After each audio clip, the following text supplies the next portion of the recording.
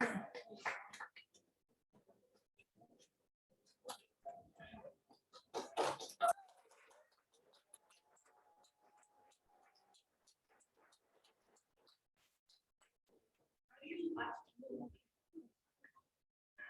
everyone, and welcome. I'm Paula Colita. I'm Ash Salamu, and we're board members of the Vancouver Public Space Network. Thank you all so much for coming to Last Candidate 2022, and we're showing you this democratic. So the Vancouver Public Space Network is an all-volunteer, nonpartisan, nonprofit organization that's been obsessed with public space since 2006.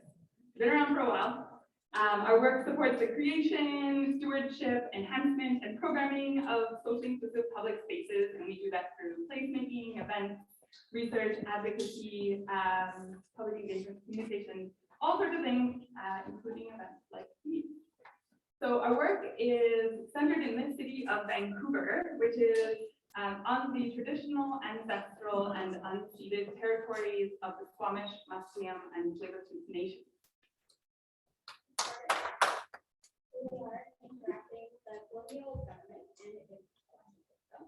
When we think of when we think of government, most of us think of a big institution that's slow to change.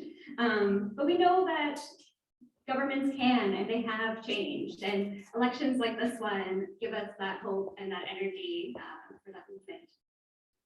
So the more we pay attention to local and global politics, the more we can help create the change that we want.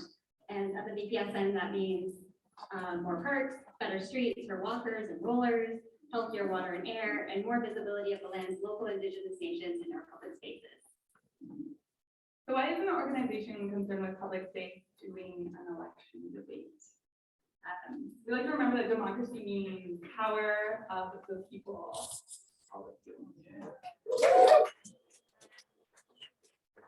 And in these public spaces show up and are very important for democracy. Like right outside here in Puslen Square, just above us, where right now there is providing visibility and opportunity for the very important democratic act of protest. In solidarity with protests around the world, like the hand-in-hand freedom rally that's happening right now in solidarity with protesters and supporters in Iran.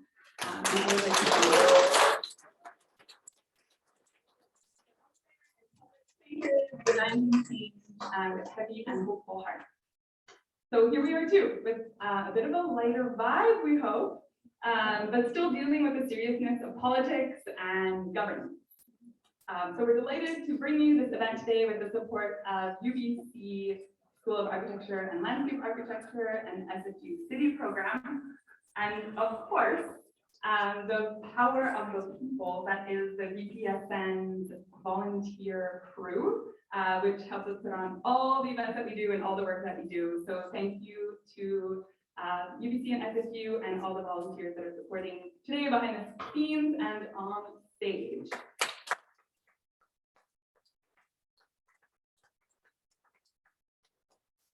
So now we'll hand things off to our amazing VPSN founder and MC extraordinaire tonight, without whom this event would not have been possible, the wonderful Andrew Pask.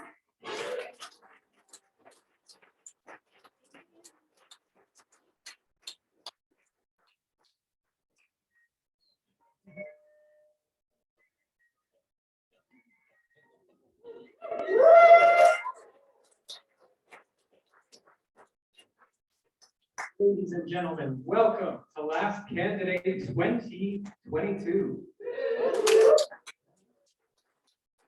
Thank you so very much for those very important words up front, setting the context, the land acknowledgement, the acknowledgement of the important and critical democratic activity taking place upstairs.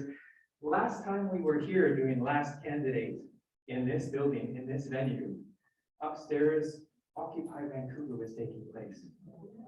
Really, of course, so much time has passed since then. So much has taken place globally and locally. And of course, so many of the issues are also still ones that we face. challenges of affordability, housing, access to public space, equity, reconciliation, so many of those things. And so much of that reinforces the idea that foundationally, as Alice said, public space is democratic space. And that's why we're here today. Really hash through some of the democratic opportunities we have, hearing from a whole breadth of folks. And in fact, we think maybe the widest breadth of the candidates in one election event in the city this time around. So, candidates, thank you so much for joining us today. And a round of applause. Because let's face it, putting your name down to run for office in an environment where there's all sorts of opinions flying around, all sorts of rhetoric, it takes bravery and courage. It's a real act of service to put your name down and to run for office. So thank you for that. We're grateful. And we aim to hear from as many different ideas as we can today. That's part of the purpose of this event. This is not an event that aims for depth in terms of lots and lots and lots and lots of time for one or two or three candidates or no entities. This is about hearing from a leveler playing field candidates. That's the premise behind this. Of course, we're going to have some fun along the way. That is part of the last candidate magic. This is the 5th time that we've done this event. Very, very excited to be able to do it again. Big shout out again to SFU City Program and UBC School of Architecture and Landscape Architecture. Paolo mentioned I'm the VPSN founder. Full disclosure, I also work as a city planner, and I'm also an adjunct at UBC founder as well. We're a few different hats, but today I have the pleasure and honor of wearing one hat, and that is as your MC, facilitator of the event. I'm going to be joined on stage by a whole bunch of folks momentarily, and we're going to get started. We have started a little bit late. There may be a few more folks coming in as the afternoon progresses, but we're going to aim to move through things fairly quickly. This is fun. This is fast-paced. This is last candidate. So one of our many amazing volunteers at the back managing sound. Karen, could I ask, in the name of the little last candidate tradition, for a bit of dramatic music now? Yeah. We want dramatic music, don't we? Yes, we do.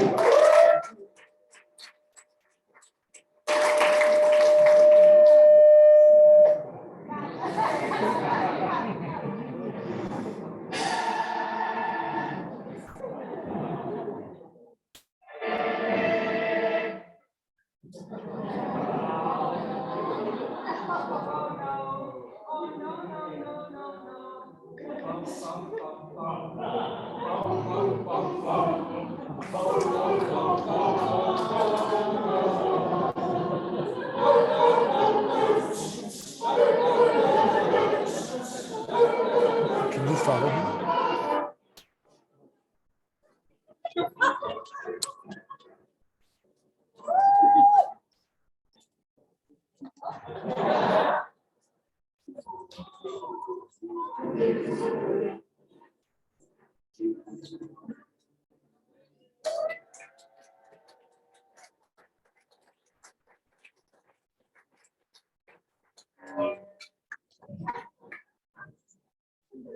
We are teasing you a little bit here with the music this afternoon, folks. As always with last candidate, there's a lot of moving parts, so sometimes the first few rounds just take a little bit of extra care. But we thank you for your patience. Okay, this is amazing. Joining me on stage right now, I would like to introduce you to our panel of Inquisition, who's going to be putting the hard question to the candidates this afternoon. We have, that's right, we have on the left, Dan Fumano from the Vancouver Sun.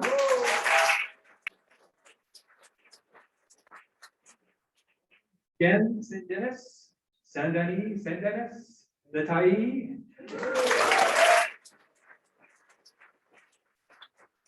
I'm saying it in Anglo and Franco-Canadian pronunciation, just to make sure we've got good coverage there for our two languages, official language.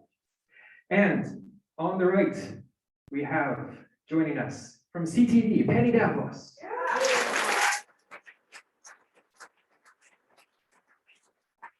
Well, these folks will be asking the hard questions. I will explain the rules of engagement in one moment, but I will just let you know, we've got a few other folks who are part of the stage team here, will explain how all of this apparatus works.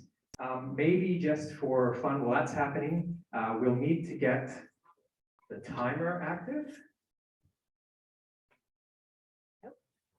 So we'll have that up momentarily. Whilst that's getting going, let me introduce Mash, who's going to be working our trombola. This is the way that we randomize who gets drawn to the stage today. It's a highly sophisticated tool that we're using here. And joining Mash will be Carol. We have over on the far side of the stage, Leanne. Leanne, what do you have in your hand there? My goodness. A gong, that's right. Now, hypothetically speaking, we're going to have a countdown clock going for each of the answers. We will have a 10-second warning. That 10-second warning is going to be administered by none other than Lex in the front row. What does that look like? You may be saying to yourself, Andrew, that looks a lot like the badminton paddle, just taped over with a yellow file folder. You wouldn't be wrong about that. Today, however, it is another piece of sophisticated apparatus for our process, our procedures. We do, however, have, after that 10-second warning, something a little bit more powerful.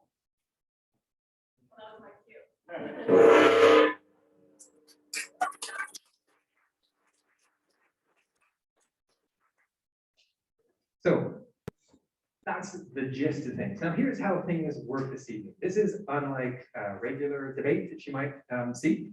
We have various rules of engagement. We have had about 36 candidates registered to participate today. Slightly less than that came out this morning, called to lead. And we have an elimination style event. This is how it works. Each round of the debate, we will be calling, depending on which round we're in, somewhere between 3, maybe 4 candidates to stage. They will be randomly drawn. That's going to happen. We'll have them ready to go in a staging area up front as well. Each set of 3 or 4 candidates will get 1 question from the panel of inquisition. They'll have, in the first round, 60 seconds to give their answer, to make their pitch to you, the viewers at home who are joining us through the live stream, those in the audience here. 60 seconds to provide an answer there. For the first few rounds, those answers are going to be evaluated by our panel of inquisition.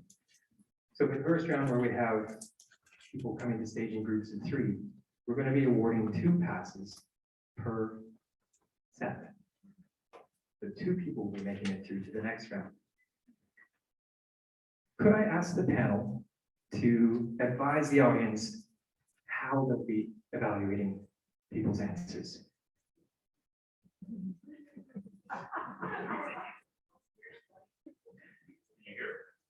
Okay. Maybe this time. We'll be evaluating on a couple of things. Feel free to jump in and add anything that I leave out. So first off, we're not going to be ranking or evaluating based on what we might agree with, or what we might sort of agree with politically, or what opinions we like. In fact, we don't have opinions. We're journalists. We have no opinions. We don't even have feelings or emotions.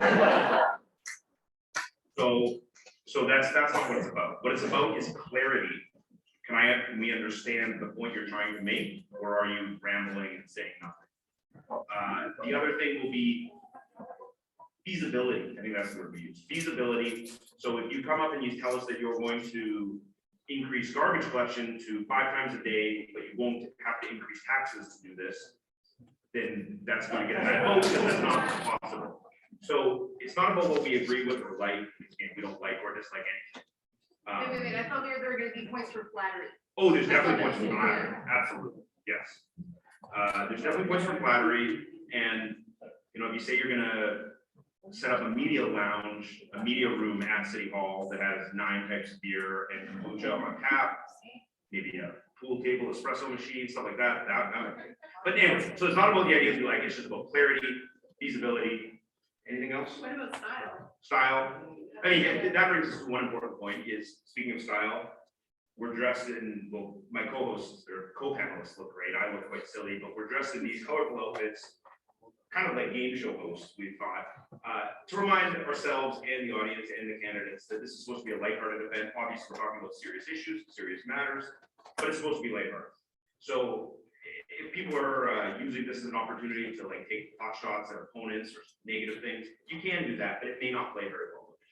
We want to hear about policies and ideas and what you would like to do if you're elected.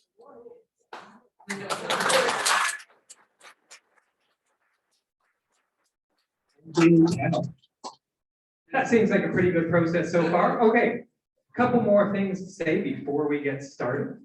One, we are, as I said, for the first few rounds of activity, we're going to be moving through things pretty quickly. We will have a break. For the first few rounds, the panel will be evaluating. There will, however, be a point in the afternoon here where that stops and where audience participation kicks in. So you will get your chance to have an opportunity to applaud for your favorites as well. But we would just ask up front, out of respect for the diversity of ideas, the many different perspectives in the room, please listen. Listen with an open heart and an open mind to the ideas that you hear. Please resist expressing your perspectives on those too very loudly as people do so. We want folks to feel comfortable and safe on stage here. There's all sorts of opportunities on Twitter and Instagram later on to say what you want. That's for later though. This now, we're going to be chill, right? Does that sound good? Yeah? Okay. Thank you. Well, that's the community agreement on that one. We're grateful for that. I think it makes the democratic process that much better. Okay, we're going to get underway momentarily, but I do have a very important word from our sponsor. Ladies and gentlemen, the very amiable Andy Ann.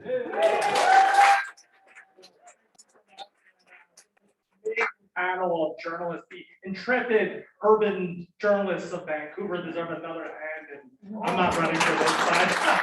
Thank you so much. And as always, I think the city program at SFU is proud to work with the Vancouver Public Space Network and the UBC School of Architecture and Landscape Architecture in presenting the last candidate. Last candidate or last candidate standing? That's to the last candidate, and I think the best of luck to all those that are standing for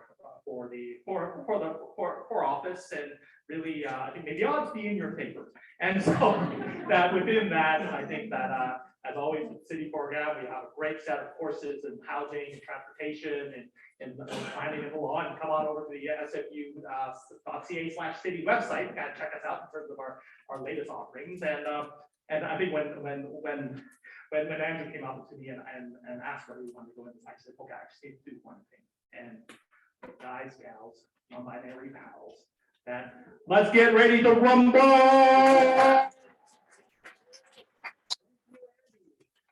Hey, is everybody ready?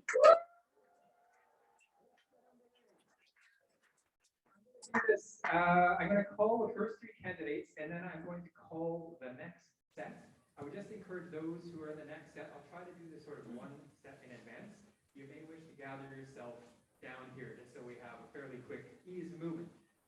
So our first on-stage contestants, Christine Boyle. Yeah! David Chin. And Francois Brownett. Christine Boyle, David Chin, Bonnie.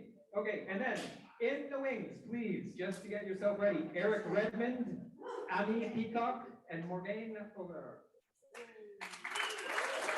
Okay. So are we all set? We've got this thing ready to go. So we're doing for the first round a number of sets, I think about 9 sets of 3 candidates each. Each candidate is going to get 60 seconds. That's what that thing is. You're not going to be able to look behind you though while you're doing this. You're going to want to be straight in front of that microphone. And so you're going in order of how you're called. So Christine, you're up first. Here's how it's gonna work. We've got a stack of questions in envelopes. We've shuffled them around. We don't know the order, so we've got a whole bunch of things to talk about. We don't even know until the moment we open this envelope.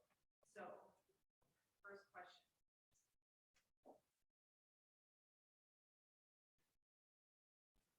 It's a serious one, and I think something that we've all thought about. In June of 2021, it got very hot in our city. Hundreds of people got sick.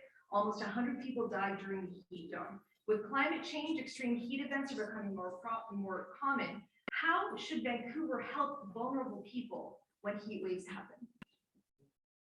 Thank you for starting off with this question. Incredibly important. And when I think about all of the time, first, I just must say you look excellent.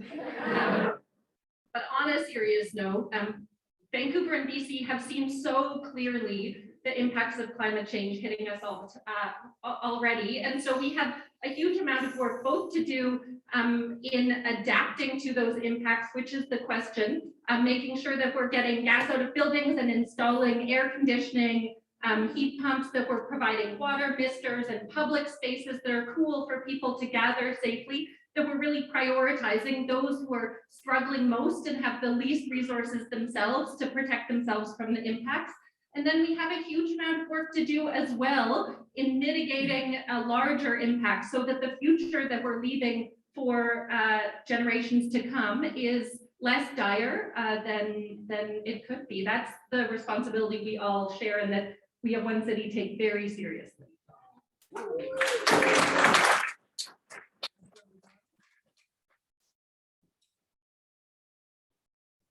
Hi, my name is David Chittens. I'm from Progress. Are we ready? You're all set? Well, when I was a kid, I grew up in Mount Pleasant, and one of those places we grew up around every summer were the water park pools that were made out of cement, and everyone had access to them. They've gone by the wayside over the years, and also pools like the community center pool in Mount Pleasant are now gone, and they haven't been replaced with the same sort of outdoor spaces that our communities have need for. Ironically, climate change has also affected our seawalls and the pools along our seawalls. And again, these are public spaces. And so there's a direct connection between climate change and also a lack of us providing spaces for our most vulnerable people in our public services, in our core services. I remember being in Soyuz last year on the day the fire started with my son. And I thought to myself that this is something that we really need to change. And so my son, who's First Nations, and myself have been working with his grandmother throughout the generations of our family to protect the environment.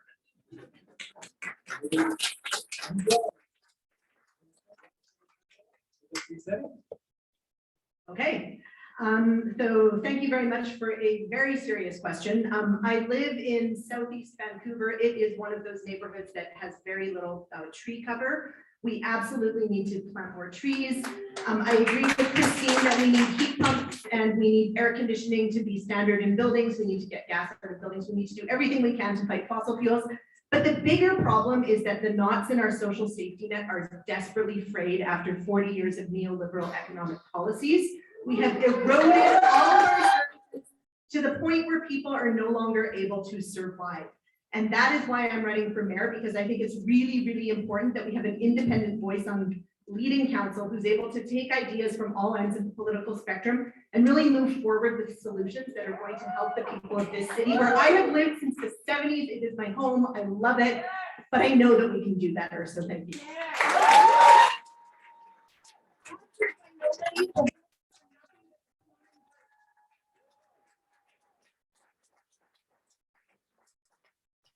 Okay. Christine, Francois, congratulations. You are going through to round 2. David, thank you so much for participating. Grab a seat, stick around. There's lots more to come.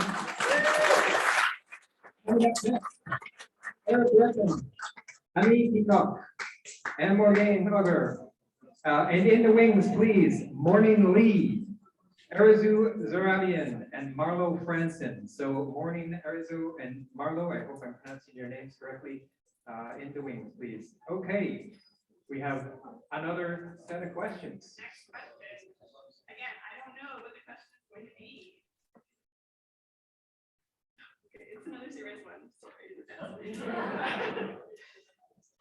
Okay, homelessness is up in the city. Many people who don't have housing camp in parks.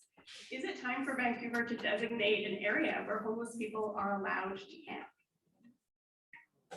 Eric, you're up first. Eric Redmond, Affordable Housing Coalition. Yes, I agree. We need a spot for people to be, to create their own communities and not sweep them off the street. Also part of my platform is there's people living in tents, but there's also people that are living in vans as well. And that's something that we need to address. People are facing an affordability crisis and they're coming up with their own affordable housing, whether it be in tents or it be in vans. And we need to recognize people's constitutional right to shelter. And that means the right to shelter in parks. And there's already been court decisions that recognize that. Section 7 of the Constitution in Victoria. So there's a constitutional right to shelter in parks. There's a constitutional right also that means to shelter in vans. So we need to create these spaces where people can have community and recognize these rights. I don't think I need all my time.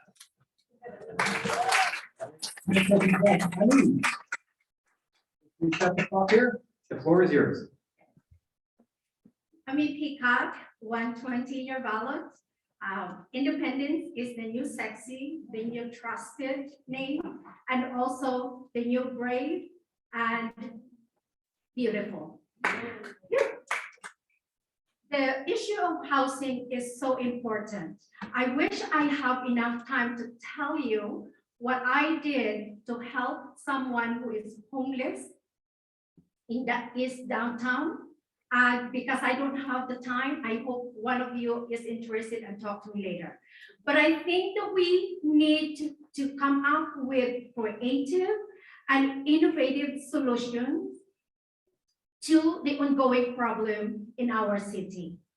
And I think if I am voted in, I would like to implement a sustainable place where they can be invited to come and live there even for a short time. Ari, thank you very much. Sorry, I'll let you adjust the microphone first.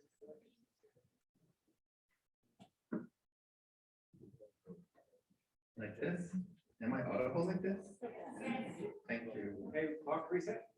Floor is yours. We absolutely need to support homeless people in Vancouver. People who are unhoused are in the hundreds. And this is why Progress Vancouver has put in as part of its policy, as part of our policy. I was part of this policy writing to make available to unhoused people and people in tents access to encampments that are structured and of a reasonable size in which they will have access to security, cleaning facilities, lock boxes for their possessions, and where they will have easier access to social services. The city of Vancouver should have done this a long time ago. I was advocating at Parks Board for this when it came up, when the Park Board decided to evict tent residents from its parks earlier in the term, and this is something that is a shame for our city. This is necessary because we're waiting for emergency modular housing to be built, and people have to live somewhere in safety and dignity until that comes across.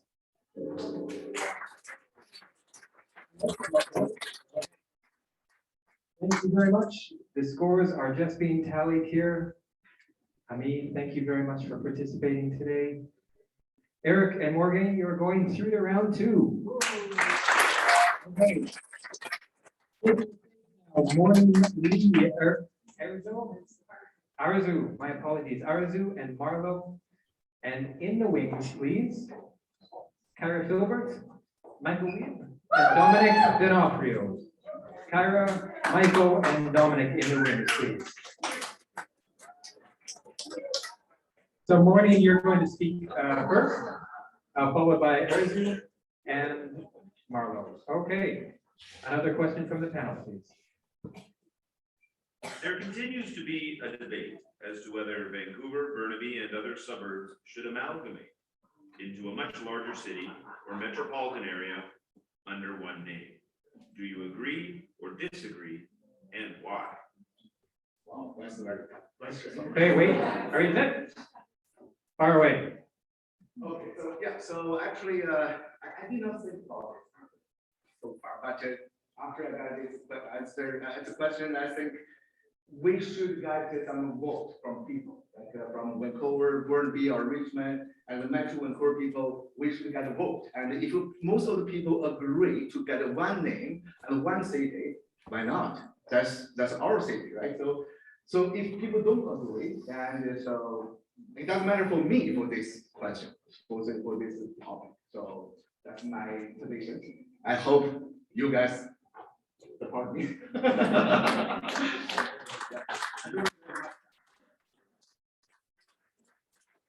Thank you. Good morning. You're up next. We'll just reset the clock here. Okay, we ready to go? Hi, I'm Arzu Zarabian, number 150 on the ballot, running for city council with the NPA. I am not in favor of that. I do believe if it's a real decision that needs to be made, people should have a vote for it, but I don't agree with it because just in this last few months canvassing and talking to different neighborhoods, Vancouver is so enriched with different neighborhoods, different arteries. It's a different lifestyle even when you cross certain neighborhoods. So I want to keep Vancouver, Vancouver. I want to have community centers in Vancouver. I want people that live in Vancouver to be able to access and enjoy their public spaces. So I personally like Vancouver and I don't want a regionalization model, but I'm just one person. So at the end of the day, I think if it's something that's trending, then people can vote for it. But I think we need to stay as a city and just united as a city and focus more on core services. Thank you, Arzu. I'm surprised there are two candidates who haven't used up the full 60 seconds on regional amalgamation. Okay. All right. Marlo, the floor is yours. Hello, everybody. I'm Marlo Franson, 123 on the ballot. I am independent, and it's always fun to run for candidacy. That's fine, I guess. With regards to the question, it's a very complicated issue, obviously. We have to definitely have a wide vote on that. But I would be more into the transportation, like transit and goods and services running through each of these cities and having a plan to amalgamate that as a program versus having all the cities combined. I think it's more important that we figure out how we can transport people here green-wise and how we can get the trucks off the roads that are bringing the commercial goods into our province, into our cities here. So overall, though, I think, yeah, definitely we'd have to have a vote. It'd be a very interesting vote indeed, but one worthy of offering to the civilians and people of these cities. Anyways, thank you very much. Please vote for me. Thank you. All right. Alexia.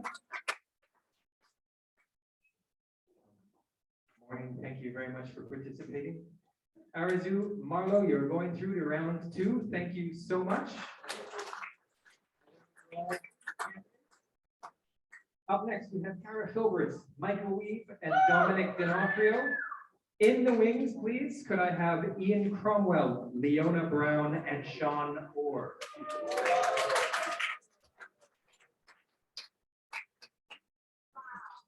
Okay.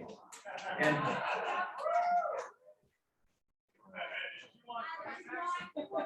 okay. I have a question spicy enough to match the garb.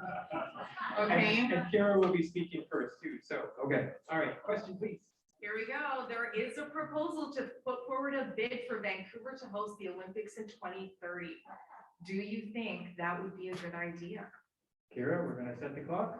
The floor is yours. So hi, I'm Kira Filbert. I'm running on what I call the queer agenda, which is a radical orientation towards ethical care. So because I'm an independent, this will probably be my only chance, and I will say, I really question when we think about having another Olympics, who that Olympics is for. We are in housing crisis. We just talked about all the people who passed away because they didn't have access to fans.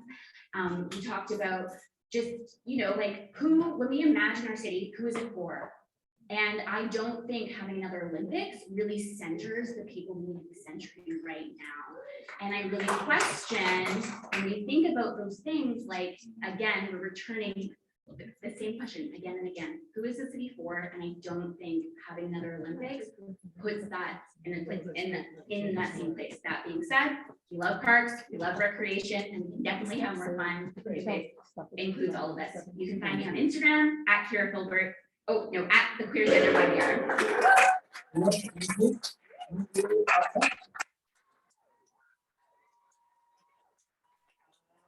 My name is Michael Reed, I'm with the council candidate here. There's only 3 of us. Sorry, Michael, I'm stopping you. I just want to make sure the clock starts here, so we're being. We good? Okay, go. Go.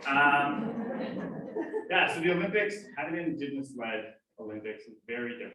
I think it's a process, it's been a journey, and been a privilege to be a part of the conversations with the elected officials from the 4 nations, to really understand what they want to see out of it. And so as a councillor right now, we are sitting back and allowing the process to go, because recognizing the benefits that the 4 nations had in the last Olympics, I don't think a regular Olympics is what we want here. So if we're going to put Olympics forward, I want to make sure it's the greenest Olympics we've ever had. And that Vancouver takes the back seat. It's not our role. This is where we let First Nations lead. And yesterday was one of the most beautiful days with orange shirts in every single playground, on the bus, serving you coffee. This is a city of reconciliation, and it's time for us to take a back seat and let First Nations lead the way.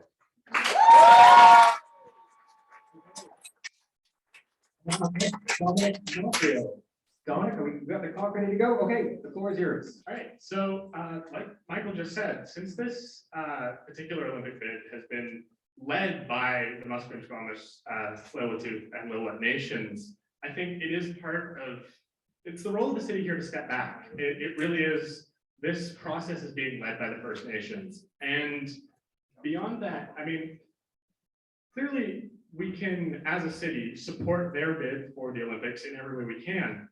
And I think one of the things we need to focus on is, if we are awarded the Olympics based on this bid, we need to make sure that things like the new Olympic Village, things like any infrastructure projects that are created to support the Olympic Games need to be built in a way that we're planning for the future, that we're creating affordable housing instead of luxury condos, things like that we need to be focused on.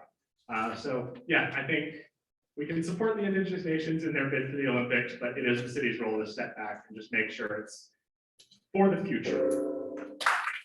We're just doing the tallies. Kira, thank you very much for participating today. Michael, Dominic. Oh, I'm sorry. Hold on 1 sec. Sorry. What? Can I get all the tallies in? It looks like one is missing, please.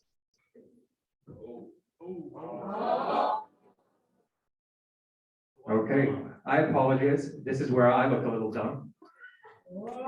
Dominic, thank you very much for participating. Okay. Very much. Okay.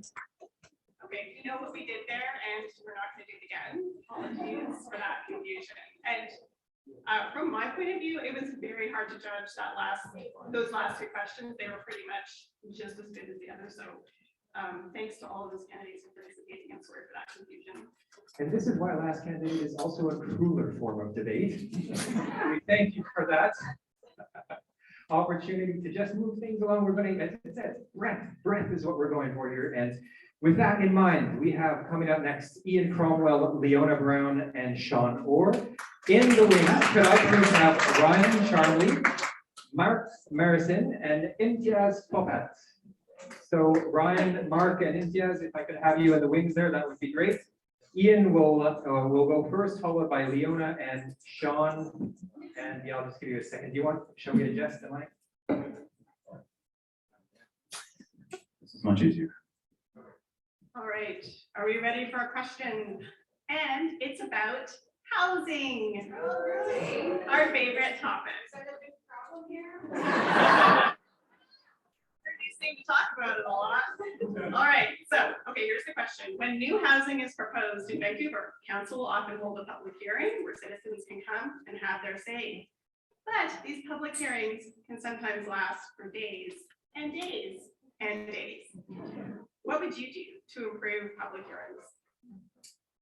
Thanks for the question. So the One City platform does actually specifically address this issue about removing public hearings, particularly for social housing from public. Sorry, Ian, I gotta stop you for a second. The clock didn't. I was doing so well. I know. I apologize. The One City platform specifically addresses this issue about taking away some of the stigmatizing public hearing processes for social housing, for subsidized housing, the kinds of housing that we need the most. What we also know from the political science literature is that the people who show up to City Hall to complain are not representative of the neighborhoods they claim to, and are not representative of the city that they live in. And so these processes they are definitely classes, and they favor a status quo approach. And so I personally think that there are lots of different ways to engage the public, to get feedback, to make sure that the democratic process is actually observed. But I don't think that a public hearing process where the wealthiest and most comfortably housed among us get to veto the will of the democratic people is the right way to approach these problems. So installation, I think it's time to look at doing something different, because doing the same thing is giving us the results that we have. Thank you. Up next, Leona Brown.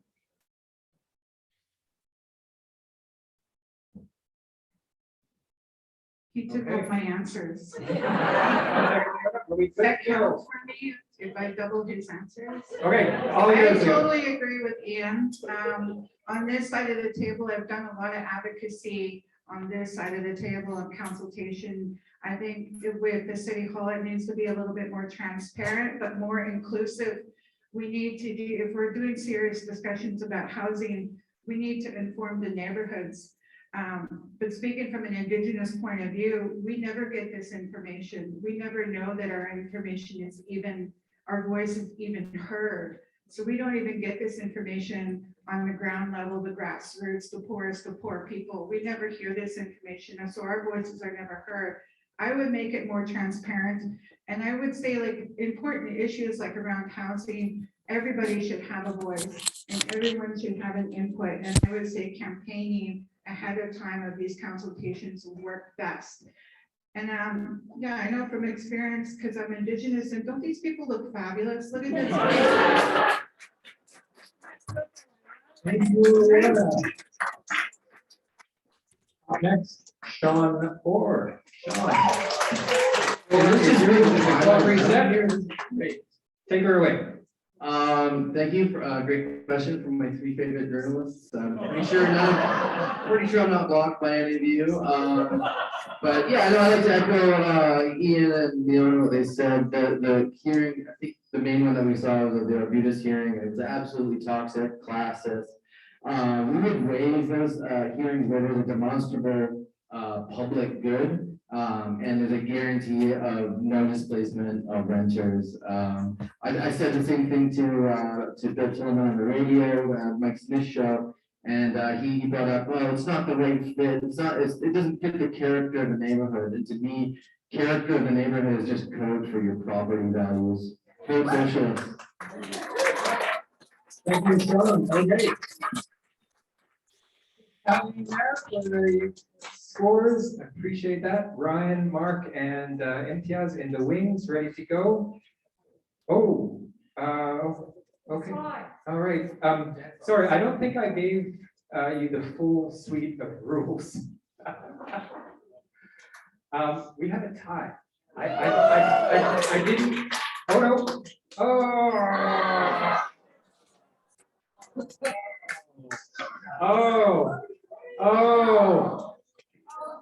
It's the enter button. But I'll just tell you now, since I opened up that whole. Should we have a tie? We do have a means of breaking it. I'm gonna leave you in suspense. Okay. With that in mind, Sean, thank you for joining us. Ian, Leona, you're going through round 2.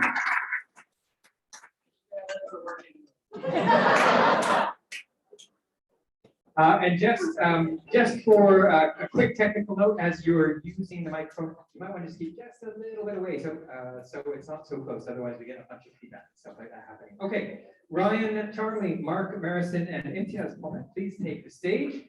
In the wings, could I ask Pete Pry, Stephanie Smith, and Devyani Singh?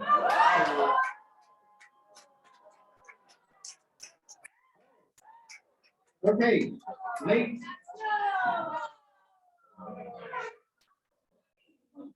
late breaking news. Mark Marison has left the building.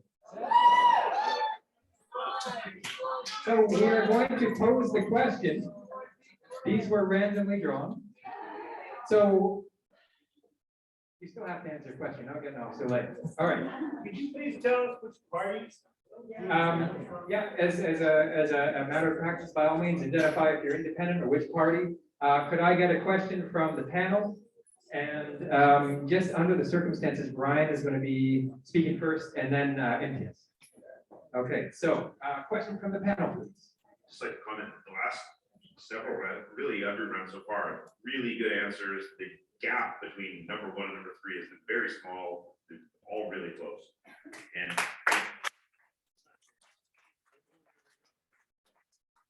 Vancouver often feels like a very unequal city. There are people living in tents on the street, while at the same time, we have some of the most expensive real estate in the world.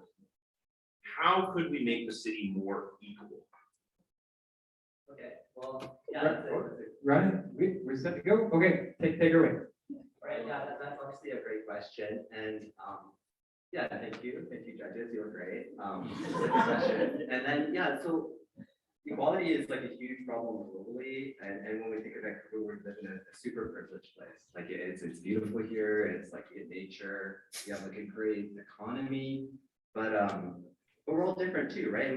We all like different things, and then what we see with the people living in tents and the problem there is that they don't want necessarily to be pushed into the same system that we feel that they should be pushed into. So where I'm going with that is that we're all individuals.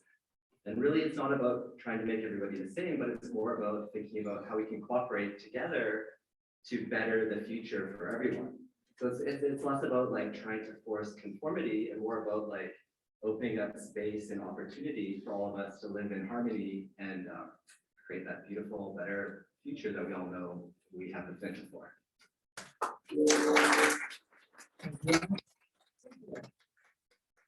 Set the clock. Take it away. Hi, Simon T.S. Puppet. I'm running for mayor as an independent, and on the mayor list, I'm number 3. And I really have to say, I'm really enjoying the questions. They're amazing. So I live in a 3-story apartment building, an older apartment building that the mayor wants to destroy because of the so-called Broadway Vancouver plan.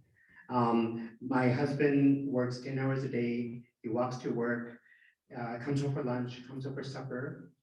So if there's a promise of coming back a few years later with paying the same rent, where the fuck are we going to go in the meantime, right? You know that Seattle has permitted 10 cities. Why don't we have permitted 10 cities, right? We've had all these fires in the downtown east side because those SROs are decrepit. And city council has failed in making sure that we have the same quality housing as those rich people in Shaughnessy. So we need to change things, seriously. And that's why you should vote for me for mayor. Thank you. Brian? Okay, this one was a little easier to score, I think, under the circumstances. Ryan, MTS, you're going through to round 2. Okay. Coming up next, Pete Fry, Stephanie Smith, Devyani Singh. You can take the stage.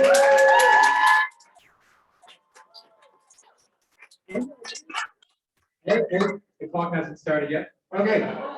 In the wings, please. Could I have Marie-Noelle Rosa, Mauro Francis, and Nancy Trigueros? And I do apologize. I hope I'm pronouncing all of your names correctly. Marie-Noelle, Mauro, and Nancy in the wings. Pete, Stephanie, and Devyani in that order, please. A question, and the clock is ready to go, so that's good. So a question from the panel. We happened to discuss this on CTV News the other day, so if you want more information, just check out my Twitter. Should Vancouver have a ward system where councillors are elected to represent their area of the city like every other major city in Canada already does? All right, Pete, take her away. Fantastic question. Pete Fry, number 151 on your ballot, standing here awkwardly with my favorite candidates.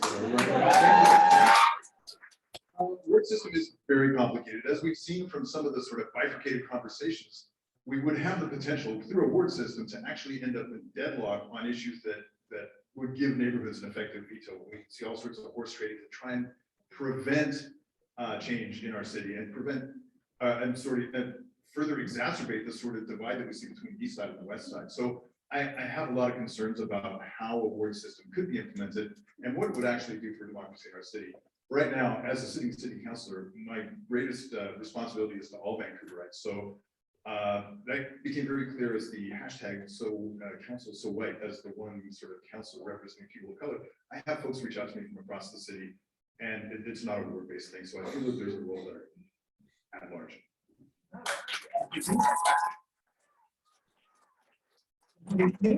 We'll reset the clock. Clock is reset. Okay. Oh, great, I have to follow Pete. Okay.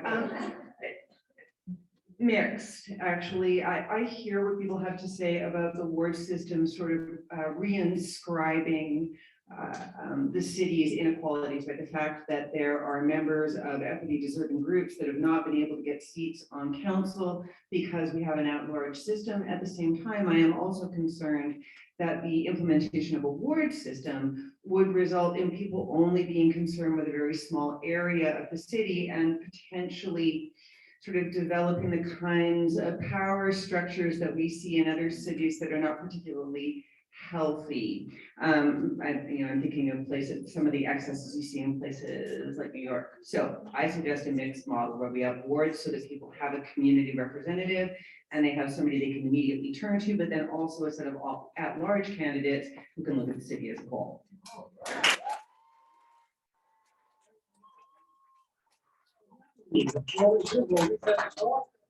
Clock is reset. Hi, I'm Dr. Devyani Singh. I am one of the other green candidates with these lovely people. And thank you for having us here today. Vote green, either way. I will sound similar to them, so I'll begin with this. Should we have a ward or not? For me, that's about not unless we can have mixed member proportional representation. Being the ills of the first past the post. Look at what's happening provincially. Look at what's happening federally. PhD seeking groups like me, a woman of color, immigrant, queer people, we are not given access into our political systems. There is gatekeeping. So it's not about ward or not. If we're going to overhaul this system, then let's do it the right way. Let's do mixed member proportional representation and vote green. I'm number 128 on the ballot.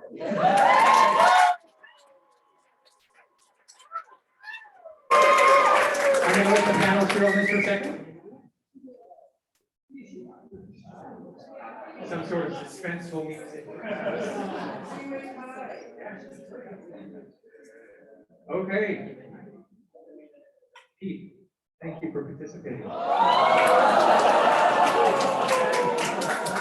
Stephanie Smith, Devyani Singh, you are going through to round 2. All right. Marie Noel Rosa.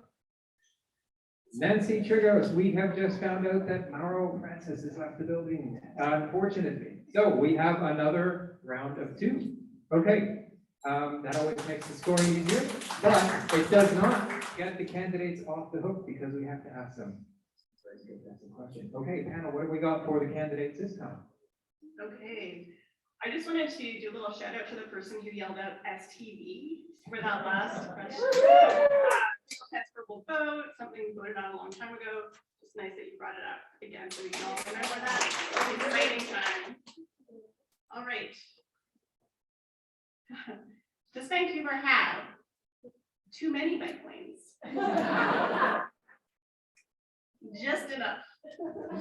Or do we need more bike lanes? Yes, I said bike lanes. Marie, you're up first. On this, the clock is reset. Take it away. Good afternoon, everybody. Bonjour. My name is Marie-Noël. I'm running for City Council with Progress Vancouver. Do we need more bike lanes? Yes, we do. Of course we do. We're talking about climate change. We need people to travel ecologically, more greener. So bike lane, what do? We bike every day. It's good for our health, right? We're talking about being a healthy city along with healthy foods. So let's bike, right? Let's encourage our people to bike every day, to work, to school, and let's have housing around our city, around transit, around, schools. And let's bike together and have a city which is the healthiest, the greenest in the world. Thank you.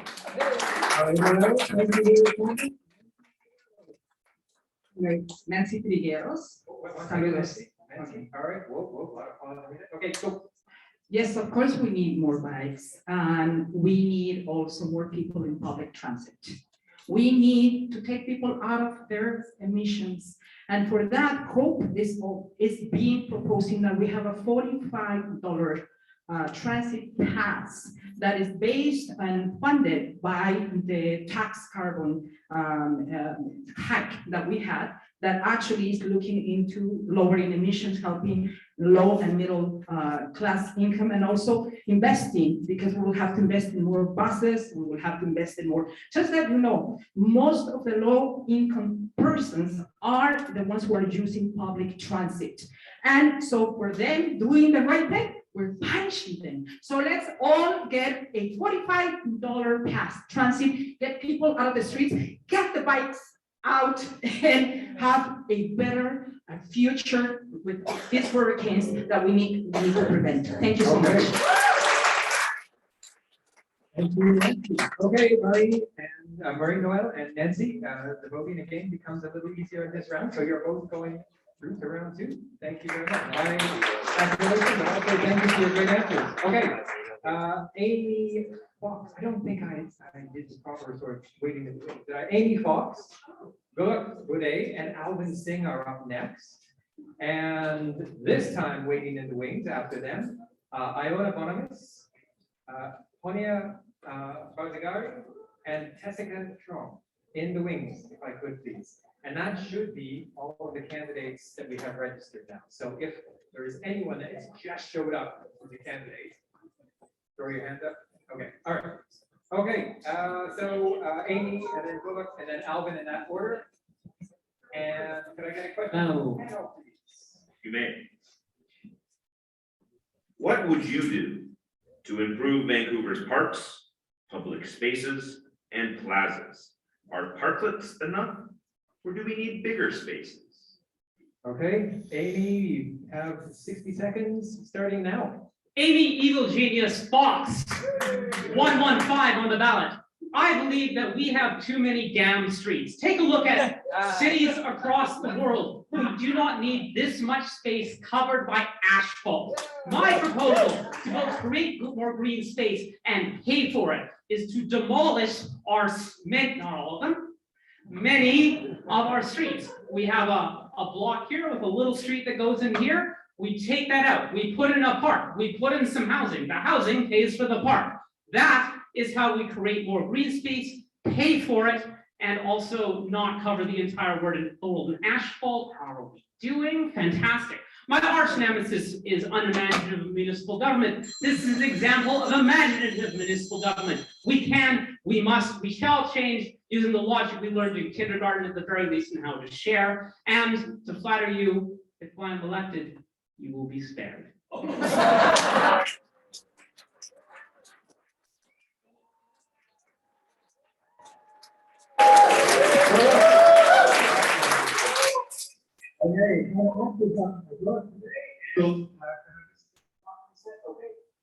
Would I'm running mayor, independent, BC Libertarian. My whole thing is just sell the parks to private interest, get rid of the park board, eliminate all the bureaucracy, and make sure that the private owners will just fund it with shops and restaurants. Thanks. Well, okay, let's get more time on the floor, and over to you, Alvin Singh. We'll reset the clock. Take it away. Hi, everybody. Alvin Singh running with Forward Together, Mayor Kennedy Stewart. We absolutely need more public space. And we especially need public space that works in the rain, because we are a city where it rains a lot. We also need to make sure that every single community has public space, big and small. And we can do that by building housing in every single community, building the infrastructure that we need that helps pay for these public spaces. So you don't have to go far to enjoy the city, to come together. One of the things that a lot of people say in cities is that it can kind of be isolating sometimes, that you don't get to run into your neighbors. And as we build housing that doesn't necessarily have front lawns or back lawns, we need places for people to come together. So rain or shine, we need to bring folks together in amazing public spaces, and we can invest in that. Thank you very much. Okay, you all have a bit of time on the floor. We're just going to do a quick tally here. Okay, good luck. Thank you very much for joining us. Amy and Alvin, you are going through to round 2. And the last set for our first round. Is everyone having a good time so far? Okay. As we go, local democracy with that twist. Our last 3 candidates here for the first round, Iona, Honia, and Tessica. And Tessica, do you?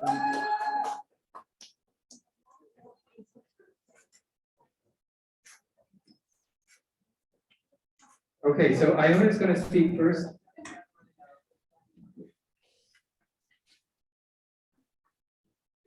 Okay, so Iona, Honey is going to speak second, and then Tessica third. You're all set, the mic is set up, the clock is reset. Questions from the panel, please. As you can tell, we have a lot of questions on housing, and here's another one. What do you think of the idea of the city approving more large-scale, deeply affordable, low-barrier social housing developments in different residential neighborhoods, like the buildings approved this past summer in Kitsilano and Kensington Cedar Cottage? Okay, we ready? Go. So One City, running with One City, I own Economy, and we are very supportive of having more affordable housing built in all neighborhoods of the city. For too long, we have focused our supportive housing, supportive services in the east side, the downtown east side, and it creates a very unequitable city. So we need to make sure that anybody is able to live in any neighborhood in the city. We want to have more supportive services like mental health support services, like supportive housing, social housing, co-op housing that we built in the 1970s and 80s that we haven't built for a very long time. We need all of these options in every neighborhood of the city. Plus, we need to have neighborhood retail alongside our residential areas, so that people are able to walk and bike and go down to get their groceries without having to get into a car. Thank you. Thank you. Okay, let's reset the clock. All yours. Hello everyone, my name is Hania Barzegari, running for City Council with Vision Vancouver, number 154 on the ballot. So we at Vision Vancouver, we absolutely are pro what the panelists asked. We need to have a very diverse city and include everybody. We do not want to divide people into rich and poor in different areas of the city. When we talk about equity, we need to practice it and we need to be bold and practical. So absolutely yes to the question. It should be throughout the city in different neighborhoods. We should have community services around the housing that we build, like parks, green spaces, childcare, school, grocery stores, pharmacies, so everybody can get the services they want. We are going to remove the public hearing for those houses because we want to have an inclusive city. Thank you. Nope.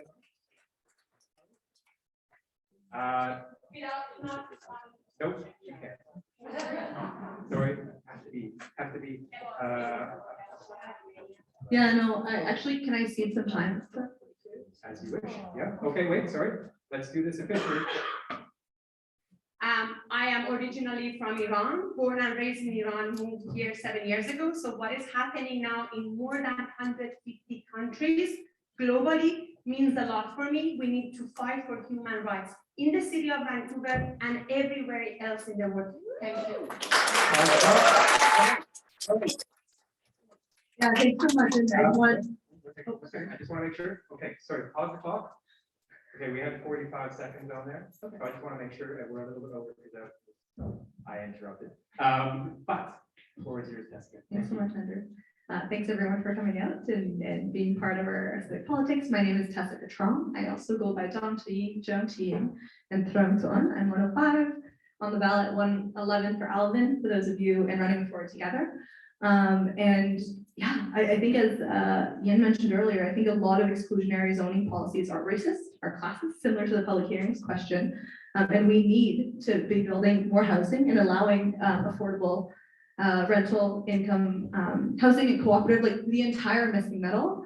And I think as you said as well, making sure that a big piece of our platform is actually building that 15-minute city. So walkable cities where you can shop, go to school, work, all close to where you live. So it's really about housing mixed with transportation, land use all together. Thanks, everyone.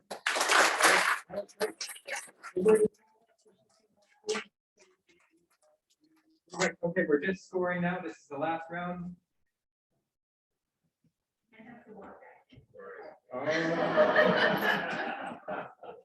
Okay, so while that's happening, I'm just going to explain what's happening next. We have had, because we've got a few candidates leave and a couple others not show, we're just going to adjust the mathematics on the next round a little bit so that we have a more even distribution of candidates here. So we're going to make a few adjustments after this. We'll give everyone sort of like a 5-minute stretch break as well. Okay, are we all set? We've got some tallies here.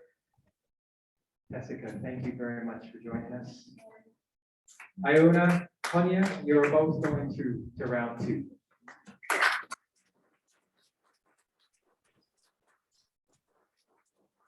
Okay, maybe I could get the theater lights up for a little bit, just to say hello. We are going to adjust things. We're going to take about 5 minutes to do a little bit of mathematics here. We'll throw a little bit of music on. You can keep your seat where you can run around, but please be back in 5 minutes.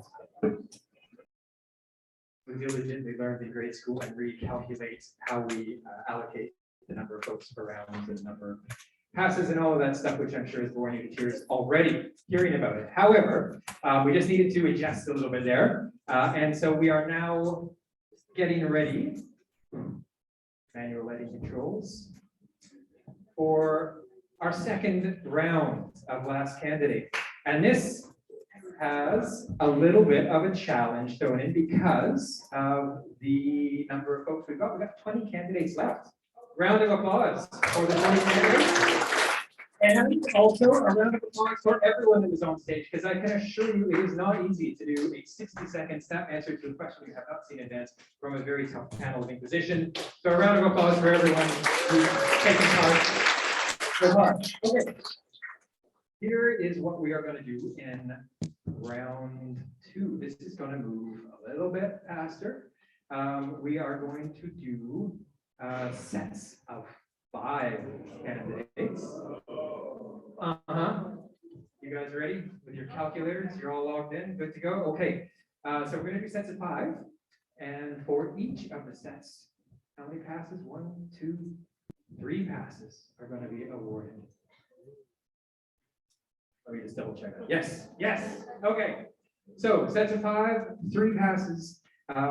So on our first set, our candidates, once again, coming to the stage, Christine Boyle, Devyani Singh, Francoise Rane, Marie-Noël Rosa, and Arizu Zarabian. So that's our first set.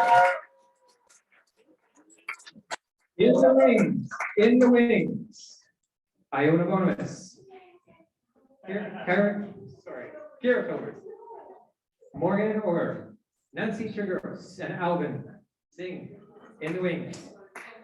Okay, so speak in order: Christine, Devyani, Francoise, Marie-Noël, and Arizu. Sorry, we can make a little adjustment there. You're going to get 60 seconds each for these questions. And panel, are you ready to go? We are ready to go. All right. The next question is about housing again. All right, this is the question. David Eby just announced that if and when he becomes premier, emphasis on the when, if.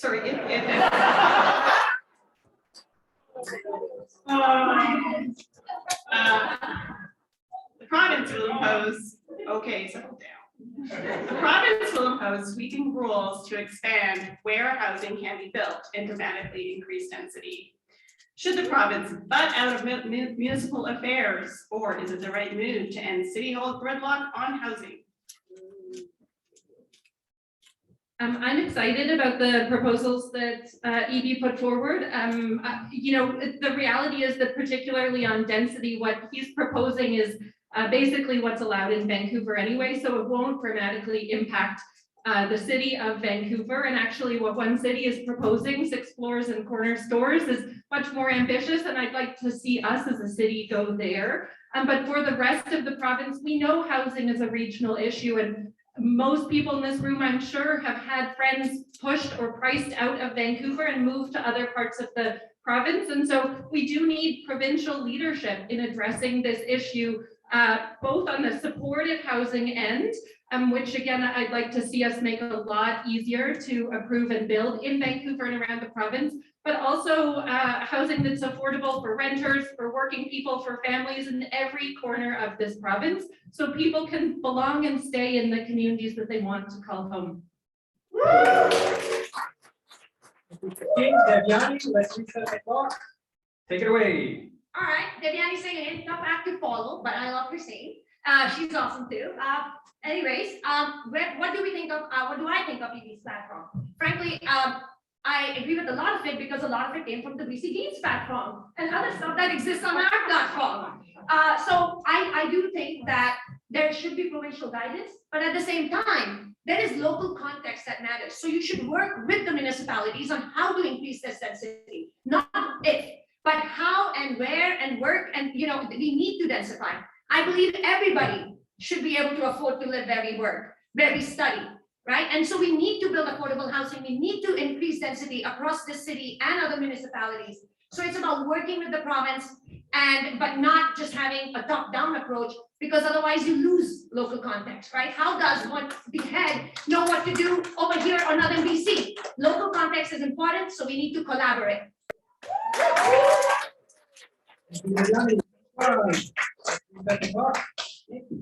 Take it away. Thank you very much. I also think that David Eby's platform that he came out with a couple of days ago had a lot of really great stuff in it. The question, however, about independence between the province and municipalities, this is a fundamental question for me, because I feel like in Canada, municipalities are really constrained by community charters. And I think that things like the BC Assessment Act and the triple leases and stuff that are all provincially mandated really hamper municipal decision-making. What I would like to see is municipalities across the country working together with the feds and the provinces to kind of rethink confederation. This is outside municipal. I realize that this is outside municipal jurisdiction, but I would be a mayor with a megaphone who would fight for this. I think we need direct funding from higher levels of government to pay for housing, transportation, energy, food, and safety. It needs to come at a regular time every single year so that people that have the plans can actually move forward with making them happen, instead of always having to wait for the money to come forward. Thank you. Let's reset the clock. Okay, reset. Hi, Manuel Rosa, running for City Council with Progress Vancouver. So I agree that we need to work with our federal and also provincial government, because alone we cannot do that. So it's important that we work and we have more fundings from our provincial government. We work together because, as I said, like alone, we don't have the resources enough to do that. So let's work together. And I agree with David Eby that we should work together for that. Thank you. Thank you. Okay. Coming up next, Arzu. And let's reset the clock. Okay. Hi, Arzu Arabian, ballot number 150. Tough act to follow as being last, but that's been my whole life with the last name dead.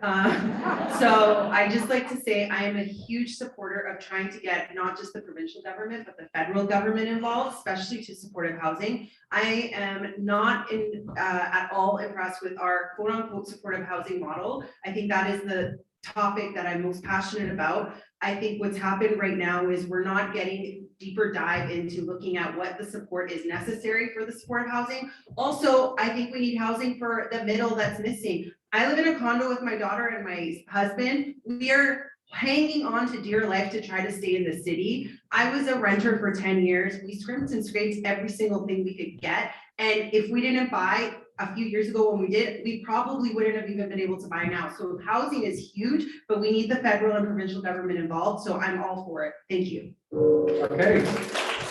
Everyone's coming in just on time for that. So let's wait for the panelists to tally the numbers here.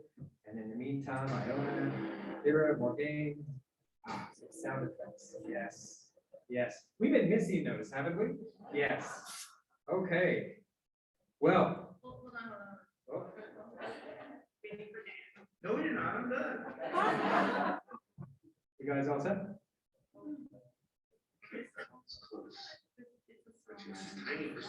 Okay, all right. All right, it looks like we've got the scores tallied here. I would like to thank Marie, Noel, and Arizu for your participation. Thank you so much. Christine, Debiani, and Francois, to round 3. Okay, next up, we have Iona Bonamis, Kira Filbert, Maureen Auger, Nancy Trigos, and Alvin Singh. Oh, here we go. Nothing to do with us. I mean, every issue is a housing issue.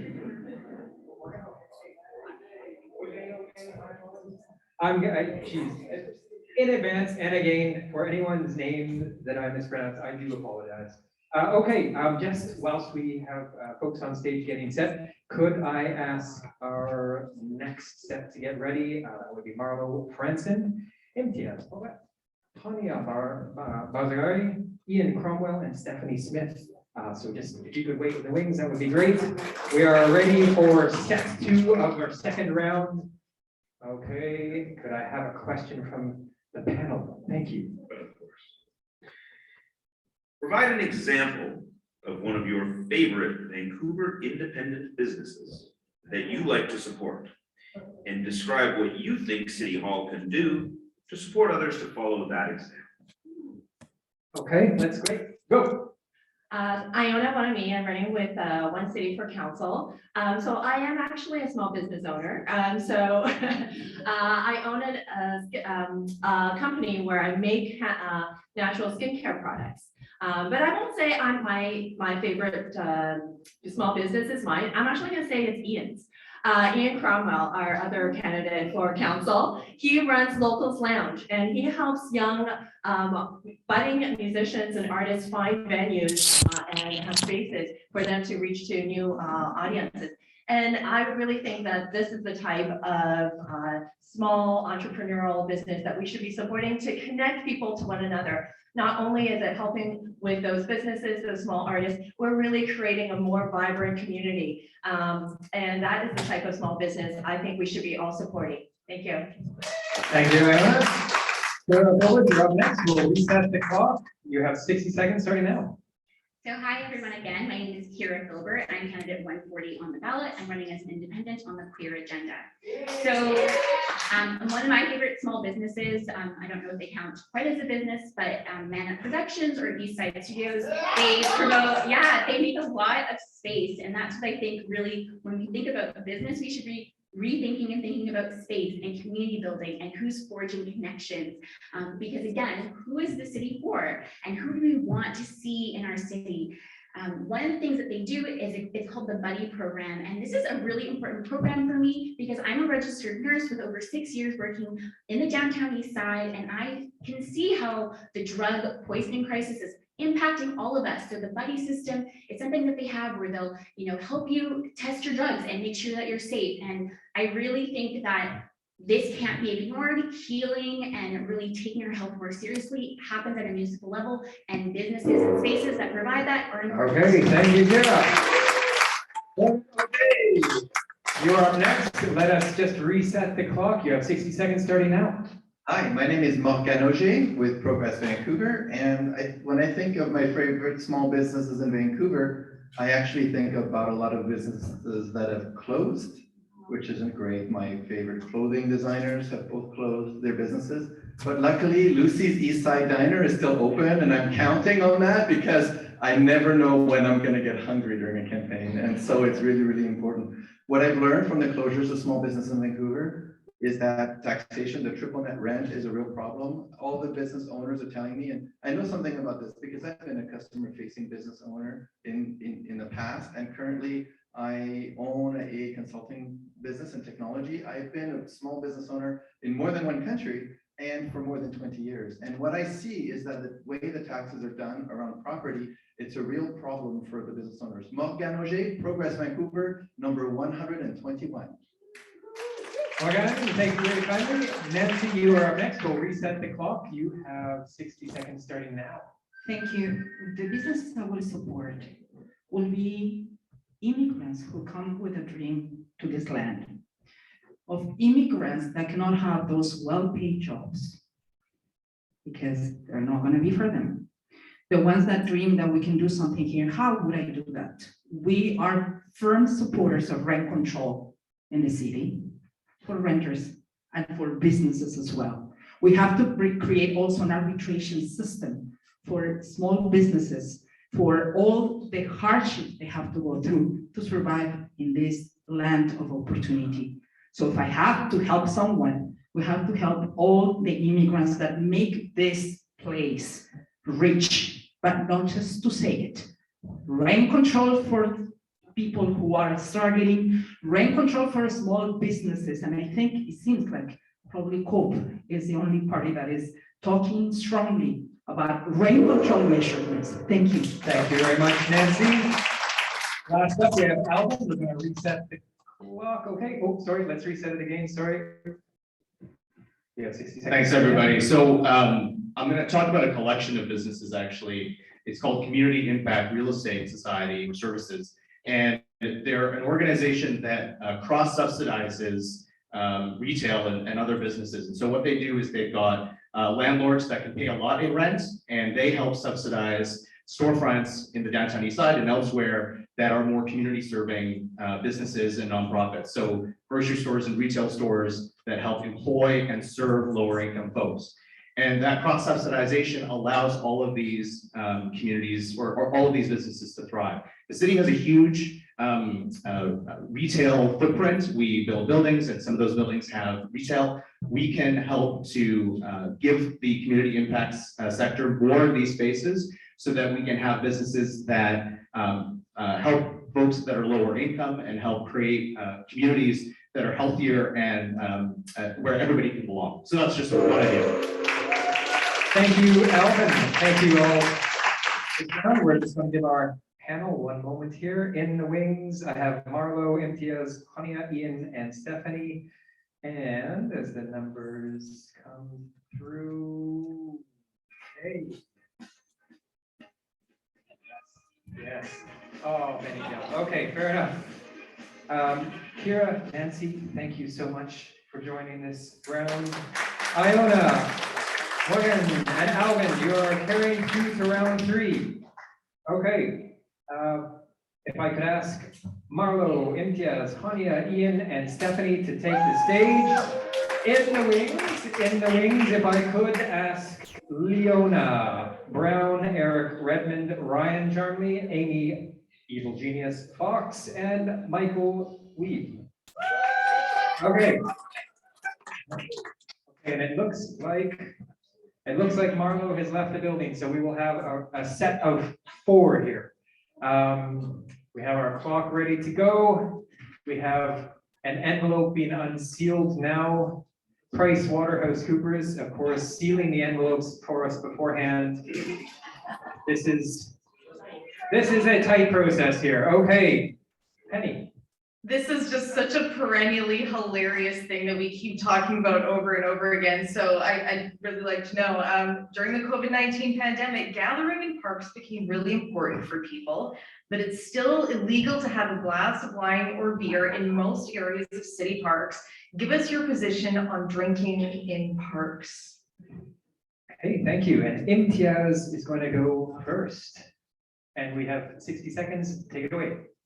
I think it's a great experiment that we allow drinking in the parks. It needs to be regulated. I think it just creates for more opportunity and to relax, because during COVID we had a lot of anxiety, and we need a place, especially indoors is difficult right now with COVID, right? You have to wear masks. Outdoors you can take your mask off, have a drink, relax, and enjoy. And I think we need to have more spaces, more parklets, and more places where we can enjoy our drinks.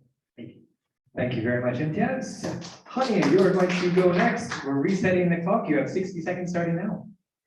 Hi, everyone. Again, Hania Vazagari, number 154 on the ballot, running with Vision Vancouver. So it is very important to have the sense of community, especially during COVID. What happened? People started to get together outside to be safer. It is a good idea because it feels like it is like home for them when they are out. However, we absolutely need to have rules and regulations around that. Certain number of the drinks people can have, because we do not want anyone to be intoxicated, drunk, picking on a fight, disrespecting each other, because public space should be happy and healthy. And we absolutely need public bathrooms in all of our parks. If we drink, we need to go on pee. So yes. Thank you, Maria. Ian, you're up next. You have 60 seconds as well, starting, let's reset, okay? Starting now. A lot of people who, particularly people who live in apartments, have parks as their backyards, as their places for gathering. And so we have to think of the variety of ways in which we gather at parks, the central function that being together in public places performs. Alcohol is a social lubricant. It's a social lubricant that you may have caught me once or twice enjoying on the down low. Please don't tell my parents. And I think, but we can think of beyond, licensing alcohol in parks, which seems to not, the city's not falling down around our ears. I think we should be talking about having music and dance and other forms of expression in public spaces to supplement, so that we are actually using our public spaces as ways of building social connection, a huge and important social determinant of health. Vancouver has a social isolation problem, and we should be using all the tools in the toolbox, including licensing alcohol in parks, as a way of bringing people together in public spaces. Thank you. Stephanie Smith, your last time. We'll give you a second to adjust the microphone. We will reset the clock. You have 60 seconds now. It's funny, I'm just gonna do this because this is so great. The very first email that I got when I was a nominee was from somebody who was very upset about the park drinking project. And she sent me an email with ream after ream after ream of information about the social harms of alcohol. What I'm concerned about a couple of things. First of all, the social harms of equity denied groups having interactions with the police and being over policed.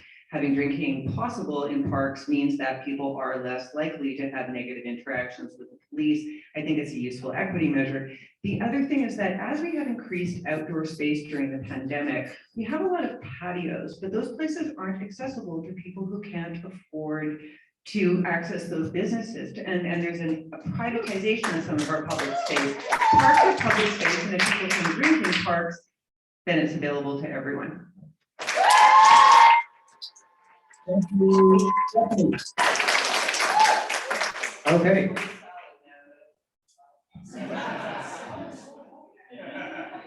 Hey, and Dan. Let's give folks a second here. We have in the wings as well, Leona.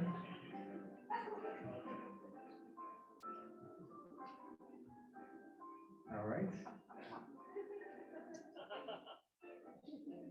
Okay. So by virtue of the fact that he left early, Marla Franson will not be carrying through to the next round. Imtiaz, I'd like to thank you as well for your participation. Tanya, Ian, Stephanie, you are carrying through to round 3. And for our last set for round 2, Leona Brown, Eric Redmond, Ryan Charmley, Amy Fox, and Michael Weed will be playing out in that order. We have 60 seconds on the clock. We will await a question from our esteemed panel.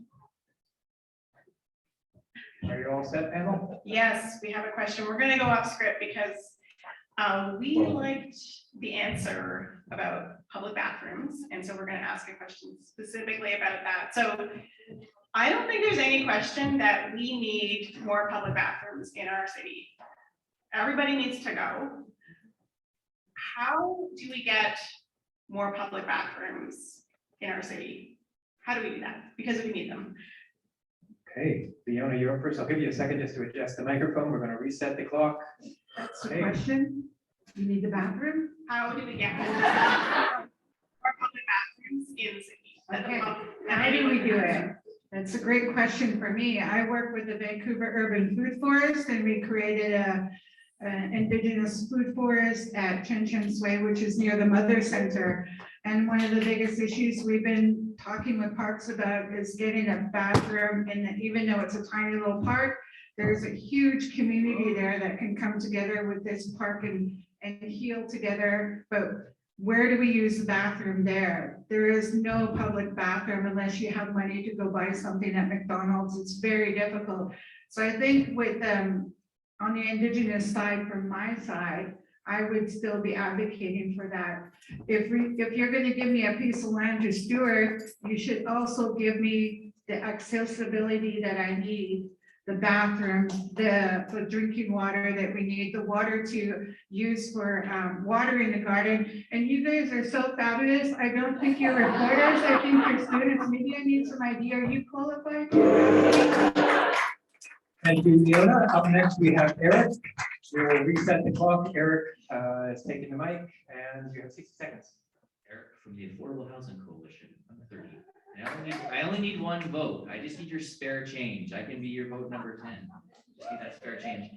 How do you build public bathrooms? I think you just build them. You have to figure out obviously where to build them. Parks obviously are a spot. Yeah, people are drinking in parks already. We know this. The police, when they catch you drinking in the park, they tell you how to drink in the park now. They just tell you, don't have that in an open beer container. Next time, put it into a Starbucks glass or something like that. So it's already happening. So we need to find out where it's needed. Obviously parks, but also in the downtown east side. We need bathrooms. People are using public spaces as bathrooms, and we need people who are homeless to make sure that they have a place to go. It's just humanity. We all go number one and number two. They need a place. Thank you very much, Eric. Up next, Brian. Let's reset the clock. Brian, you have 60 seconds. All right. Yeah. Hey, I'm Ryan Charmley. I'm mayoral candidate number 60, running as an independent. So as I see it, like bathrooms are not a problem that's unique to Vancouver. Like we have the problem that we don't have enough of them, but all across the world, there's cities with people that have to go use the washroom. When you go to other cities, like they do models where people have to pay to use the washroom, which I don't think we want to have here. But I think like looking outside of Vancouver and seeing what other cities handle it, I think would be a good first step. I haven't done that quite yet, but like what I would say, like just off the fly, that like the things like bathrooms, the biggest problem is maintenance, right? Because you set up the bathroom, but then you need an institution that regulates and maintains that space. And like with everything, we think building's easy, but maintenance is always a long-term challenge. So you'd have to look at like the best situated organizations that already exist within Vancouver that could manage that maintenance, right? Which is probably the city. You know, the city is everywhere, and so they would have to take the ownership around. Okay, Ryan, thank you very much. Up next, Amy Fox. We're resetting the clock. 60 seconds starting now. Amy Gable, Genius Fox, number 115, City Council. Look at the library, look at Starbucks. These are places where people are often using them for their washroom facilities. How? This is actually a key, I believe, to getting accessible washrooms out there. Every time we have a public building, we need to have extra bathrooms in there so that the bathrooms can be reliable, clean, safe, etc. Every time someone wants to build a business at street level, you want to build a business there, you want to have a business license, guess what? You're having bathrooms and anyone can come in and use them. Maybe not the most popular decision, but the thing is, if it winds up costing more money, guess what? Over time, the rent winds up going down.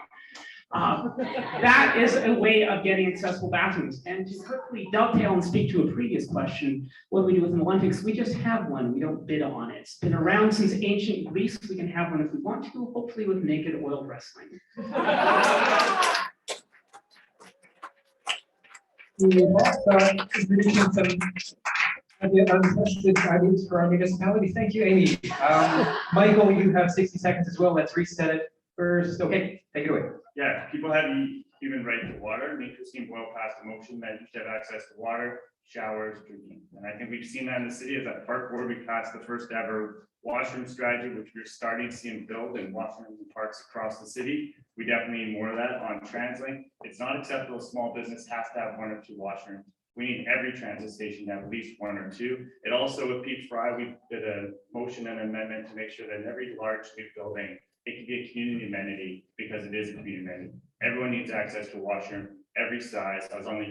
transgender variant working group, and what we did is we made sure it's universal washrooms in all of our parks now in our cities and around the city. So let's make it accessible because it's so important for each one of us to have a place to go to be dignified in the city we love.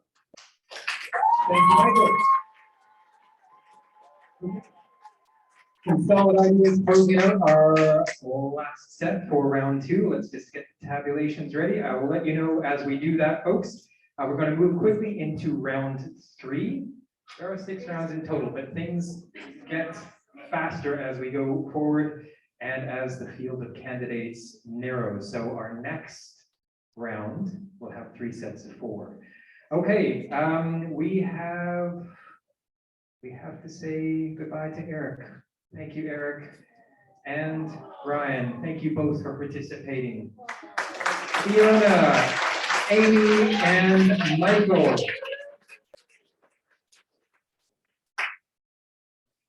Okay, so we are going to move with just a couple of seconds there. Our trombone is spinning as we speak. As I mentioned, we have a round now with 3 sets of 4. We are going to change things up just a wee bit. And Karen, as you modify the timer there, we're going to give folks 90 seconds on this one. Should we do that? A little bit more time? Yeah? A little bit more time? We'll see how it goes. Okay, so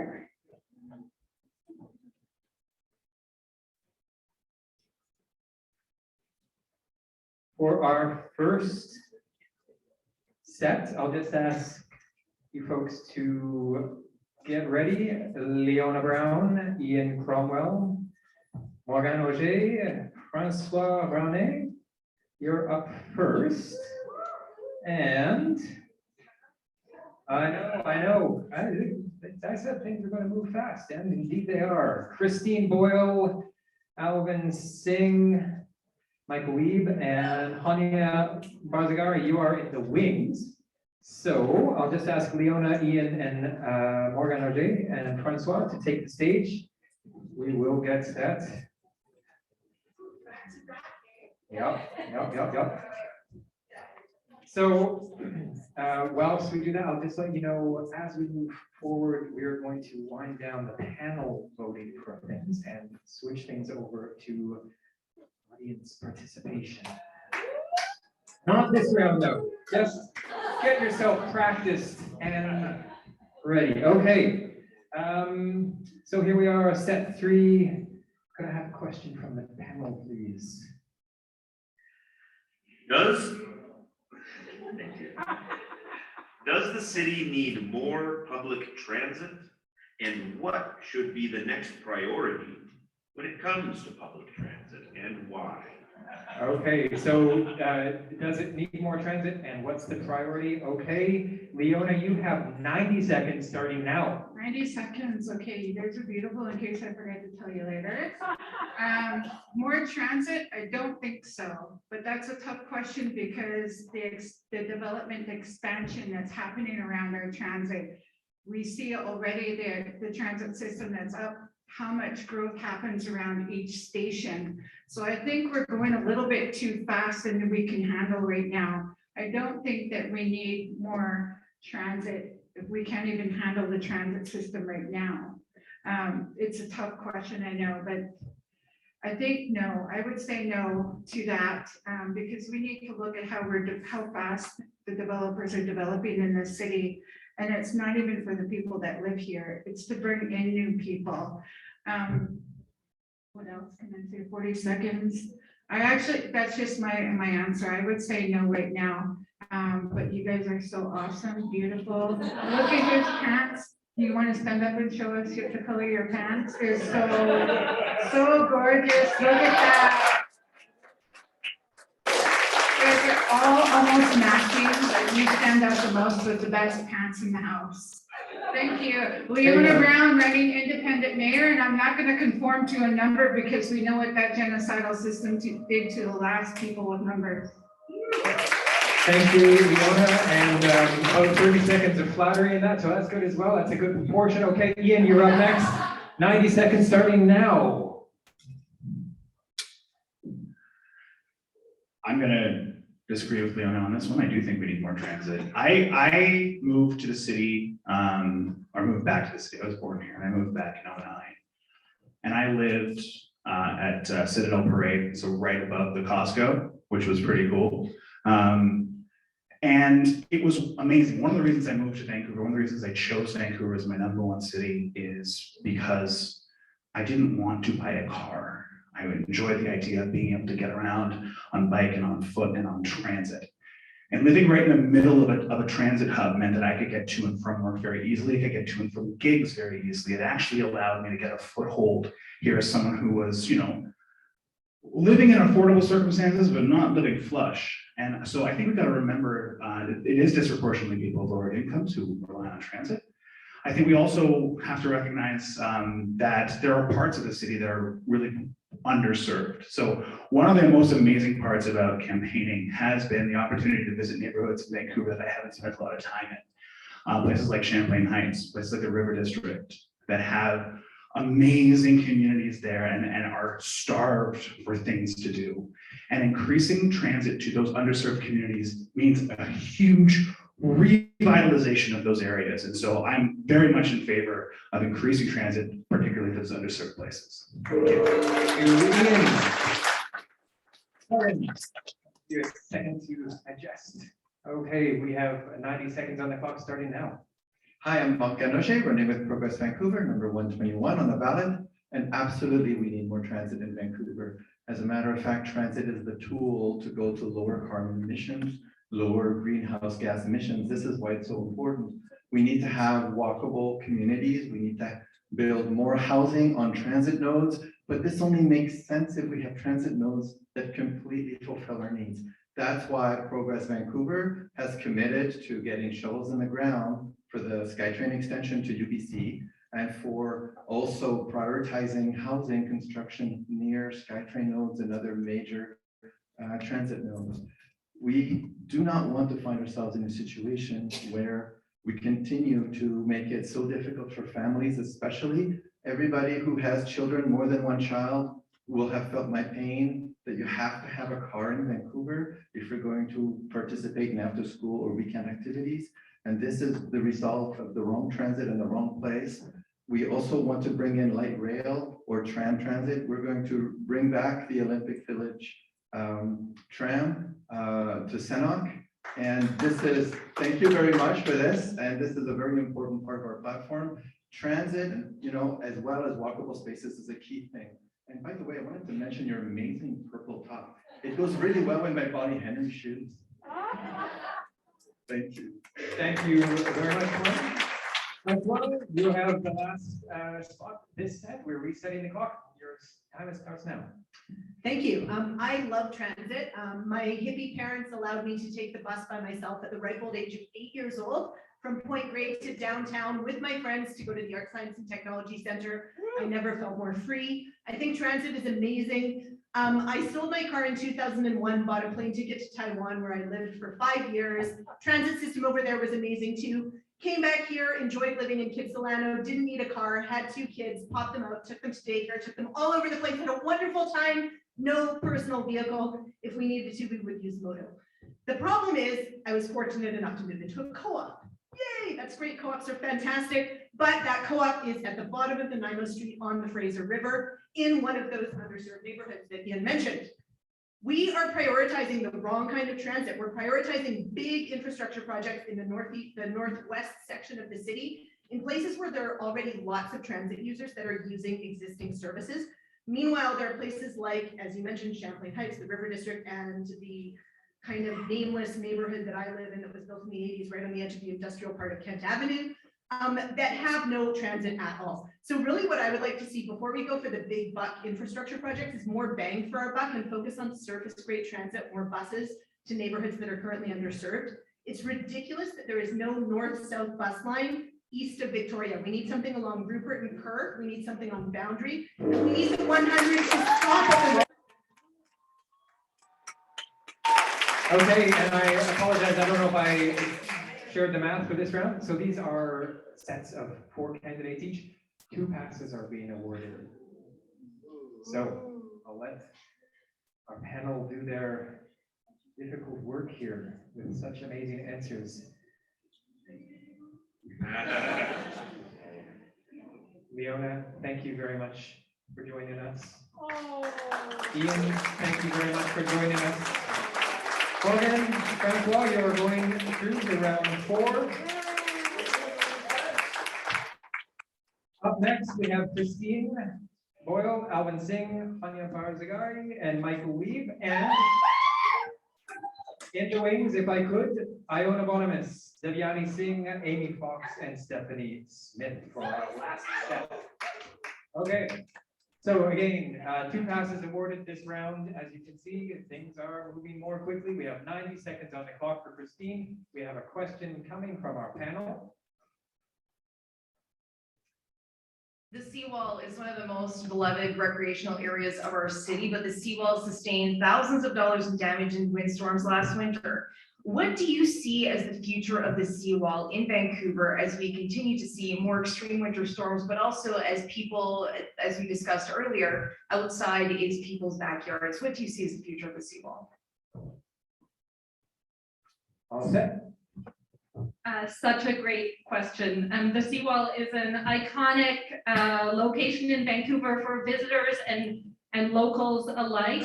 And I would plug, because I only have 90 seconds, UJ Lee did an incredible video on the climate impacts of the seawall and potential futures for it. I think it's an incredibly important investment, and that we need to be looking at a sustainable restructuring of it. Right now, not to get too technical, the concrete front of the seawall is creating a lot of damaging soil and sand erosion that's really harmful to the surrounding aquatic ecosystems.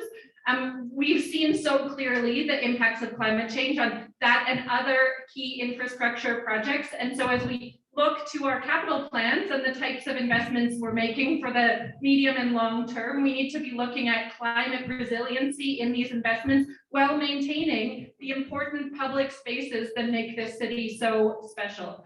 And while I have a little bit of time, I'm going to give a plug that the seawall is incredibly well used, and particularly in Stanley Park, I think we've hit a really important balance of allowing a safer cycling infrastructure on the road in Stanley Park so that cars and bikes can share that space well, and we have a lot more space for slower moving wheels and pedestrians on the seawall as well. Thank you, Christine. Alvin, you're up next. We'll reset the clock. Take it away. Thanks, everybody. Alvin Singh for Together. So building off of what Christine said, which I agree with all of that, we're a coastal city. And if anybody's seen the projections of what will happen as sea levels start to rise, we are we're first in line to be really impacted. And so every day that we use the seawall should be a reminder of how critical it is that we take climate action. And mitigation is going to be a huge part of that, but the city cannot do it alone. The estimates of what it's going to take to redo, repair, and protect the seawall for future generations is enormous, and which is why the city of Vancouver needs to work with the province and the federal government to find the investment that we need to take real climate action. So the city of Vancouver can do a lot. It can change building regulations where we live, reduce emissions as much as we can, but we also need to make sure that we're working in partnership. So that means things like infrastructure money. That means helping make sure that vulnerable folks are ready for the climate impacts with cooling and support during heat waves. So all of this is a huge part of what we need to do. The last thing I'll say is it's not just the seawall that's going to be part of what we need to look at. It's all of the wastewater and rainwater that we deal with. We're a rainforest city. There's going to be a ton of rain coming. We're going to need to deal with all of it. Thank you very much, Alvin. Oh, yeah. Reset the clock. Okay, take it away. I'm Hania Barzagari, running for City Council with Vision Vancouver. This is a great question. We, City of Vancouver, are known globally for so many attractions, and one of them is absolutely our seawall. People come here to walk at the seawall, to bike there, and it's very important for us to keep it And I want to be optimistic here, but we need to take action. And also for us as fellow Vancouverites, because it's our backyard. And this is where we go and meet our friends. And so we absolutely should tackle the climate change. We keep saying that we have a climate crisis, but if we have a crisis, we need to take action. We need to collaborate with the province to make sure that whatever we plan for, it is going to happen. We absolutely at Vision Vancouver say yes to more bike lanes in Stanley Park. And also we can support the small businesses off the seawall, like the small cafeterias, and absolutely more bathrooms, because for people with disabilities, for seniors, it is so difficult. So we need to manage this looking at the climate crisis. And absolutely, yes, we have to be optimistic and we need to keep it. Thanks. Thank you, Hania. Michael Reed, we're resetting the clock. I go 90 seconds starting now. Thank you very much. The seawall will not look the same. We saw that this year and we'll see that in the future. The Intergovernmental Working Group with Musqueam, Squamish, and Tsleil-Waututh have done amazing research on what it will look like with natural shorelines. It will be different. We will not have a cement wall anymore. We're going to restore some of the natural beaches and flows, and we'll have boardwalks made of cedar that will come above. The visuals of it are stunning. What Stanley Park will look like will be beautiful, but it will not be the same. We have to change moving forward. Our kelp beds are no longer there, but we can restore them. Our water grasses and eel grasses need to come back. We need to restore our natural ecosystems to keep part of the Green Party platform, because you can't have reconciliation without putting actions in place to restore the natural setting of Vancouver. It's the longest uninterrupted walkway in the world for a city, and I think we need to make sure that it continues to be, but does it differently. When you go to Lumberman's Arch, that is the origin story of the Squamish Nation, and right now you don't see the visibility of our First Nations. If we want Stanley Park to be leading the world, it needs to be one that showcases the visibility of our First Nations, the beauty of our natural shorefront, and starts to change what we as Vancouverites can connect to it. I just went scuba diving again in False Creek. We have anchovies. The otters are coming back. We can do this if we all work together. Our shorefront should be beautiful and we should be connected to them. Thank you.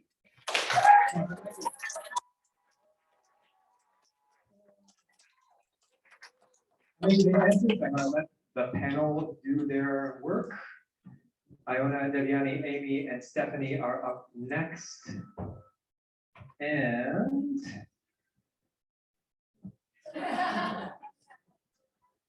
marvelous. See, we did this actually a couple of editions ago, and now the show's back again. So, Anya, thank you very much for joining us. Alvin, thank you very much for joining us. Christine, Michael, you're going on for round 4. Iona, Devyani, Amy, and Stephanie will be up next, and then we're going to switch things up a little bit as well. So we will just get the clock ready to go here. Iona, Devyani, Amy, Stephanie, in that order. Panel reaching into the sealed envelopes to draw another question. Everyone on stage loosening up, getting ready. Okay, we're ready for the question. All right. So Michael Weed was just talking about the important vital role of Indigenous culture in Vancouver. So this is a question about that. What is City Hall's role in reconciliation with Indigenous peoples? Okay, what is City Hall's role in reconciliation? Iona, I'll just let you adjust the microphone before we start. Okay, 90 seconds starting now. Iona Bonami, running for City Council with One City. So I think the city's first role is to make sure that we are implementing UNDRIP, the UN Declaration of Indigenous Rights, and also making sure that we're implementing the actions and recommendations coming out of the Truth and Reconciliation Report, Red Rising Women Report, and making sure that we are kind of stepping back really and taking the lead from our host nations and making sure that what they are in need of, we are actually providing, and we are really fully supporting them. Instead of us telling them what should be done, we have been doing that for far too long. As a second generation for Chinese Canadian settler, I am very privileged to be able to live here, and my family has been able to live a comfortable life, but that's been on the backs of many Indigenous communities. And I really want to make sure that the work that we are doing, that One City is doing, is making sure that Indigenous communities are able to thrive. Of course, yesterday we celebrated the National Day for Truth and Reconciliation, and we need to make sure that we're learning from our past mistakes, and that the communities, they are continuing to thrive, and they've learned a lot, and we need to make sure that we are taking a step back and letting them take the lead. I thank you very kindly. Danielle, you're up next. We'll reset the clock. You have 90 seconds. Hi, everyone. Devyani Singh, running at the Greens for City Council. Thank you for bringing up this topic about reconciliation. Yesterday, we had the National Day of Truth and Reconciliation, but it wasn't a celebration. We need to acknowledge the grim reality of the past and the ongoing genocide against the Indigenous people. Only then can we move forward. Coming from a previously colonized nation, we got rid of our colonizers and we got autonomy over our own land. The last thing I want to do is continue that cycle of recolonization. We need to work with the people of this land who have been stewards for thousands of years. And I'm honored to be standing here on the land of the unceded traditional territories of the Musqueam, the Tsleil-Waututh, and the Squamish nations. So what role can the city play? The city has a lot of roles to play. Like yesterday, there was the renaming of the Trudge Street. That's the first step. That's not the end. It's not a box we check off. We work with the nations. We let them guide us. We have these amazing, developments coming up. Like we're seeing, the Jericho lands, the Heatherlands, the one coming up at Barad. This is finally getting the land back to the people, them having autonomy, them making decisions on how to be stewards of their land, how to take part in the economic, progress of this country that we took away from them for generations. Take a step back, let them guide us, truly reconcile, because they have been the stewards.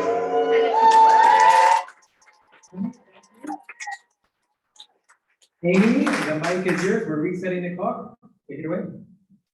Generally speaking, the role of the city at this point is to realize, to understand, and to build policy that acknowledges that it is not only violently squatting on unceded land, but it's doing a really shit job of land management and community facilitation. What that means to spit out policy examples on the small and symbolic, it's to start renaming every street named after a British landlord, after literally anyone or anything else, with Squamish, Musqueam, and Tsleil-Waututh nations having first dibs on what they want to name it on. If they want to name it, the rent is too damn high, they may. Two, we have our colonial land system based on rent does not work. Rent and property manipulation is a joke. We need Georgian land taxes to kibosh that. And but what about specific Indigenous strategies? Who's running the police? Who's most victimized by the police? Right? Okay. I propose that elders of the nations on whose land we are squatting should be the ones who ultimately have the say over, first of all, whether we continue to have a police department, what the police department does in day-to-day operations. Thank you. Thank you, Amy. And last but not least, in round 3, it's Stephanie Smith. We're just resetting the clock. Take it away, Stephanie. You go. Thanks, great. I have this on my head because I actually cut my finger when I was in the washroom, and I'm just trying not to bleed all over myself, so apologies to everyone. A question about reconciliation also came up at the Women Transforming Cities debate on Monday, and I found it difficult to answer because I live in the downtown east side, which is a primarily Indigenous community, people who have been displaced from their land and who are forced to live in precarity and pain, and the suffering in the community is huge and palpable. And whenever we talk about this, I feel it a lot, and so it's really hard. It's also challenging. Here I am standing here talking about reconciliation when what I am trying to do is become a green councillor in a colonial government. And the process of reconciling, wanting to be part of a colonial government and the fact that our colonial government is continually actively causing harm is, I think, a lifelong challenge and one that demands the best of all of us. First thing we need to do though is land back. All of that said, I've gotten like a minute and change in and I've finally gotten to land back. Like what we need to do is ensure that we work as a state to stop having a group of people. Thank you, Stephanie. Okay. Another array of fantastic answers. We're gonna let the judges do their tallying here. What's that? Can we have some dance music while we wait?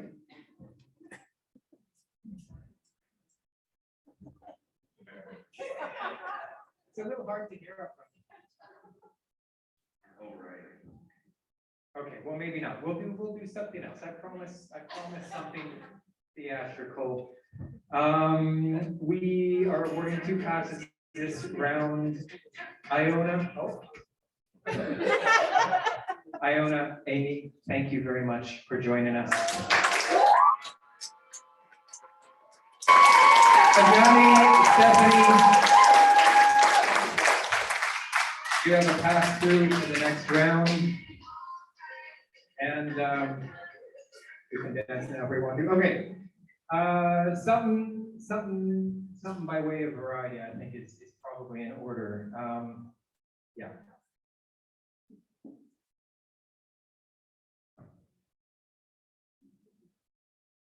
Last time we had Justin McElroy singing. I can't do that. I did, however, see a story in the Guardian the other day and a few other media sources as well, which was really quite fabulous. And it just, it spoke to actually a connection we have with that celebrity, the VPSN. So I thought I would tell you a little bit of a story as an interlude here before we switch gears. But in case you missed it, there was just this wonderful event where Lizzo, amazing artist. Everyone know Lizzo? Yeah. Okay. So on tour, visited the Library of Congress, which, if you don't know, has this fantastic collection of recorders and flutes and woodwind instruments. And so like Lizzo, hey, she's this amazing performer. Would you like to play? I can't remember who it was. James Madison said someone's 200-year-old crystal flute. It was an amazing story. Lizzo actually is a friend of the VPSN, which is fantastic. And she very kindly, before this event was taking place, snagged something from the Library of Congress for us. And I wonder if I could ask Mash to bring it out. A ruby red recorder.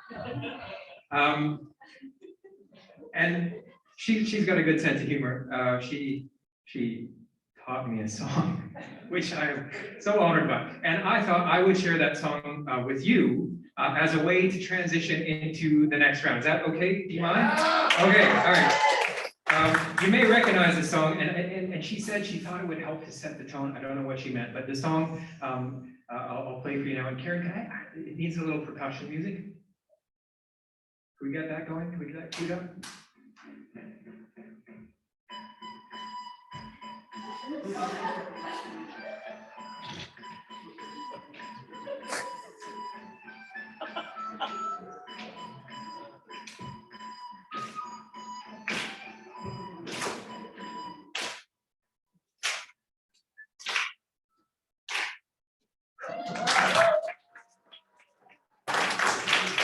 I didn't actually get to do airband in grade 10, and I've been thinking of it ever since. So screw you, York Mills. Okay.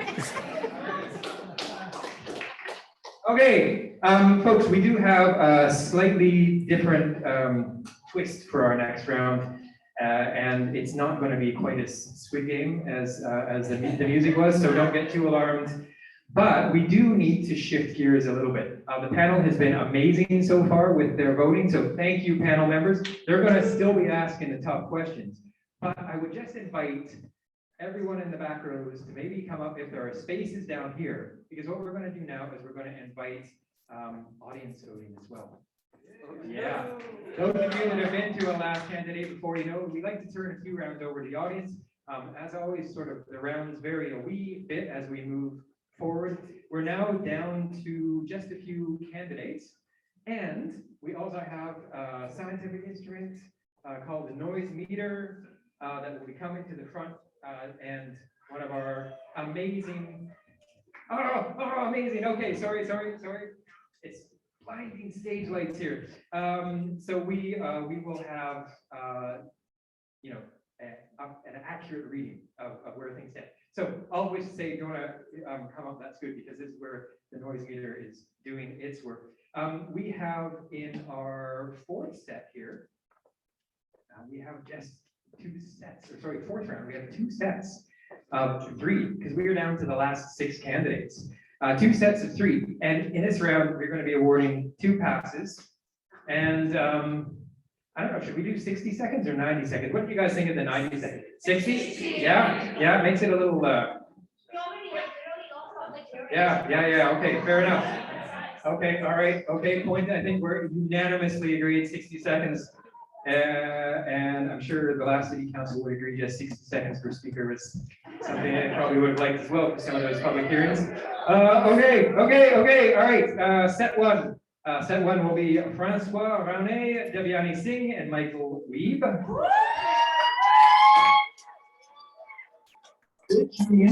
Which means Morgan Auger, Christine Boyle, Stephanie Smith are waiting in the wings. So Francois, Devyani, Michael Weeb, in that order. Francois.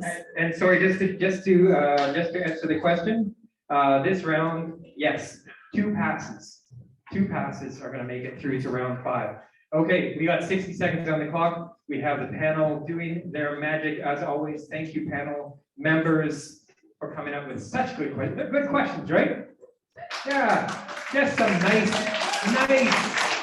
light issues like housing and reconciliation, and it's good. These are solid. Thank you for that.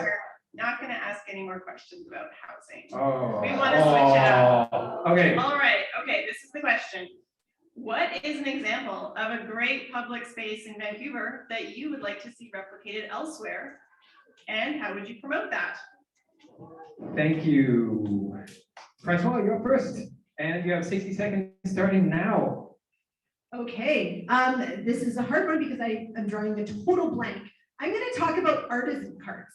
Because I think that one thing that the city really needs to do is start an artisan cart program, similar to the food truck program. I think that there's a lot of, it's hard for entrepreneurs to get a foothold in this city without capital. I would love to see an artisan cart program where people could apply for vending permits and vend anywhere in the city that, or maybe we could have zones or something. But basically, I think we need to do more to promote small scale local entrepreneurship. I don't have like a space in mind and I wish I did, and if I hadn't gone first, I would remember. I'm Francois Rone. I'm running as an independent for mayor of Vancouver. As I mentioned before, sponsored by nobody, beholden to nothing but the common good. I am a teacher, so I have years of experience in getting people with very diverse opinions to come together on the same page. I would do that for city council. I would help them to make decisions and actually get things done. So I know that I'm probably going to get voted off, which is why I'm giving you my vote. Thank you. Thank you. Okay, and I should just clarify what we're going to do the applause for each at the end. So we're going to let them all speak first, so you have a chance to listen. Right? Okay. All right, Devyani, you have 60 seconds as well on this question. Starting now. Devyani Singh, Green Council candidate. This was hard for me too, but being a climate scientist, being someone who really is active in our outdoor spaces, I would say something that has been my extended backyard for the last decade that I've been here, which is Skits Beach. But I would like to see it improve, kind of like what Ian said earlier, have more music, have more arts and culture, make it more vibrant. Like, when I have traveled through Europe for work, these parks are like used by people for community, for building community, for getting to know one another. It is about connecting with the people when you live in apartments or we don't have, access to patios and our backyards. We need to create community. The one thing that I find lacking when I moved here from India. So we need to create these outdoor spaces that are green, that are have arts and culture, that have food, and really make it about connecting the social fabric of society together. Thank you. Thank you, Johnny. And after that, I believe 60 seconds starting now. Yeah, my new one's brand new. It's at Second and Woodlands, and all it is half a block that we've taken away from streets because the Green Party wants to reallocate 11% of our street space. And it has a little bioswale on a bike lane, and we just had the students out there along pathway, recognize the historical creek that was there. It is such a small thing, but the kids got involved. They were there planting. We had multiple groups of people recognize how small can become big. The St. George Rainway is going to take that small little piece and do it along 6 blocks in Mount Pleasant, connecting 3 elementary schools, a Boys and Girls Club. And what it's really going to do is it's a community-led initiative that we're going to make happen. We can do that around the city. It's time for us to dream. It's time to show these little pieces because as a city, when you see this little spot at Second Woodland, you're going to want more of them. When you see the St. George Rainway, you're going to be blown away because when the community leads, we should all follow because it's beautiful. Thank you. I was going to do this round. Could I ask you folks to come to the front of the stage? We have Francois, Deviani, and Michael. And what I'm going to do, Lex, Yelena, you guys all set? Okay, all right. So we're going to go one by one, and your cheering is going to decide how many folks. No, not how many. Sorry, who makes it through to the next round? Okay, let's start. Francois.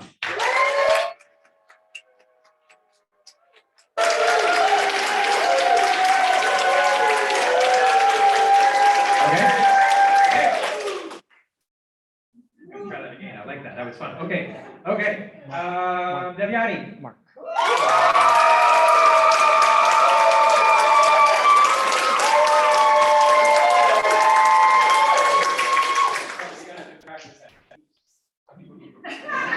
More fun now. Okay, no, I'm just kidding. That was good. Okay, all right. Michael Weeb.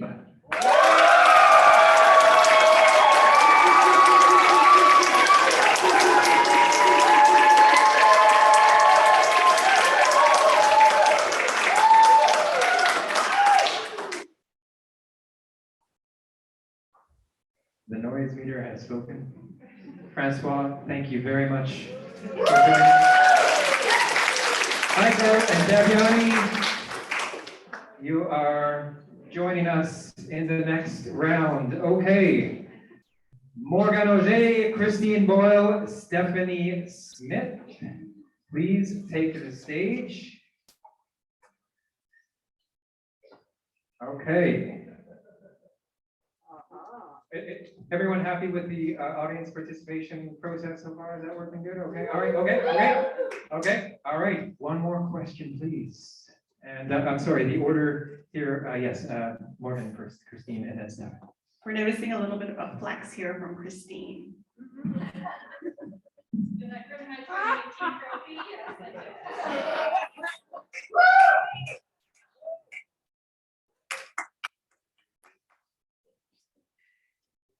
How can municipal government support arts and culture? How would you support the arts if you were elected? Morgan, 60 seconds starting now. Thank you for the amazing question. And the delivery was fantastic and the response was even better.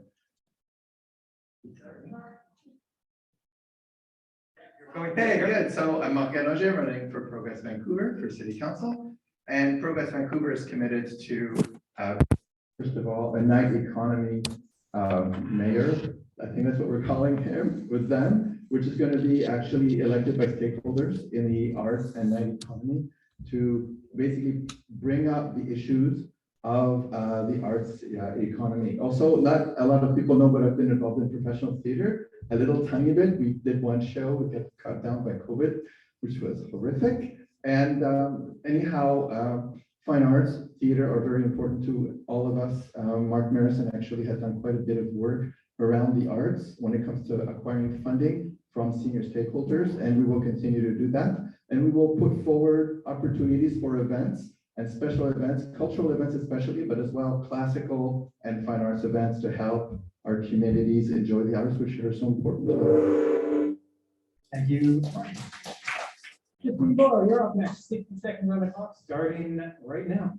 Thank you. So I'll start by telling you One City over the past couple of years did a number of listening sessions with a whole bunch of different groups, including a number of arts and culture groups. And one of the key things that we heard was that the most important policy for keeping arts and culture thriving in Vancouver is affordable housing policy, because artists need to be able to continue to call this community home. So One City has really led on housing, but I want to stick to the question in addition to that and speak to art spaces. And Ian Cromwell speaks so well to this.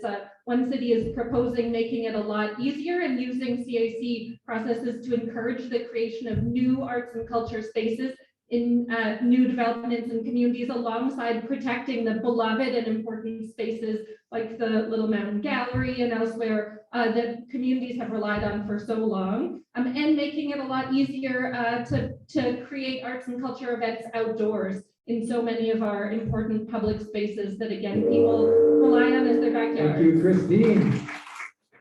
And last up, step four, Stephanie Smith. We'll reset the clock. 60 seconds starting now. Okay. My partner is a working musician, and one of the things that I'm really concerned about is the artists of all people are dealing with existential crises, because every aspect of what they do is threatened by the out of control real estate market. They can't afford a place to live because they make 44% of the average Canadian wage. All of the places where they produce art, rehearse, sculpt, and then present, their venues are all under threat. They're getting bought up and they're getting turfed out. So unless we have a lot of really interesting strategies in Vancouver that I think are really useful, blanketing the city with arts and culture shift, we're going to have a nightmare. We're going to streamline permitting for outdoor events. All of that is great, but if we do not stop the loss of all of these spaces to the real estate market, artists are going to have to go anyhow. So one of the things we're going to do is buy them as part of our property acquisition strategy, so that we don't lose. Thank you very much, Stephanie. Okay. Everyone ready to do this game? Could I just ask Morgan and Christine and Stephanie just to come a little bit closer? We are going to start in order with Morgan Jose.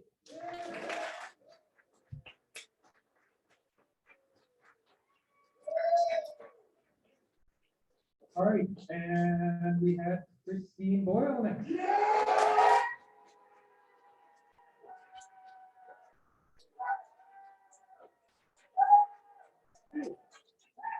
And the last but not least, Stephanie Smith.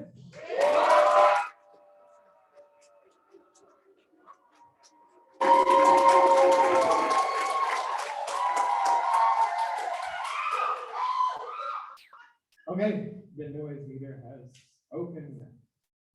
Morgan, thank you very much. Stephanie and Christine, you are carrying on to round 5. Guess what, folks? We are down to our last 4 contestants. Could I just ask you to give a round of applause for the final 4? And what we're going to do is something a little bit different.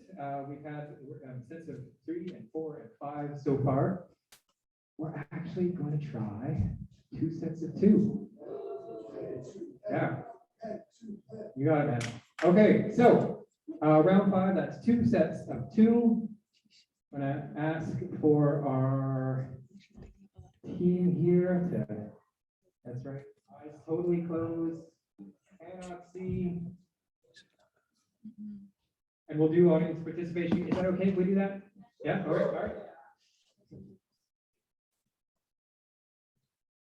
Questions at the ready? Okay. Our first set in round 5. Christine Boyle.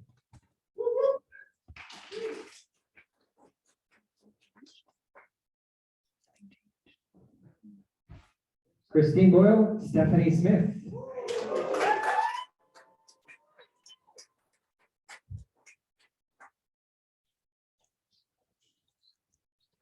Okay, and we'll have Devyani and Michael waiting in the wings.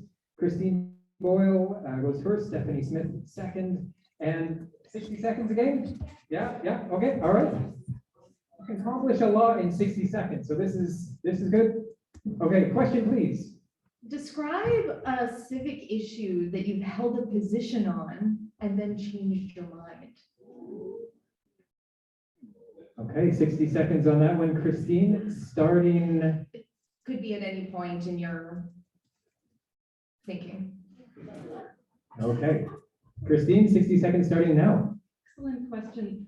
So I was born and raised in Vancouver. I feel very lucky to have been able to continue to call the city home.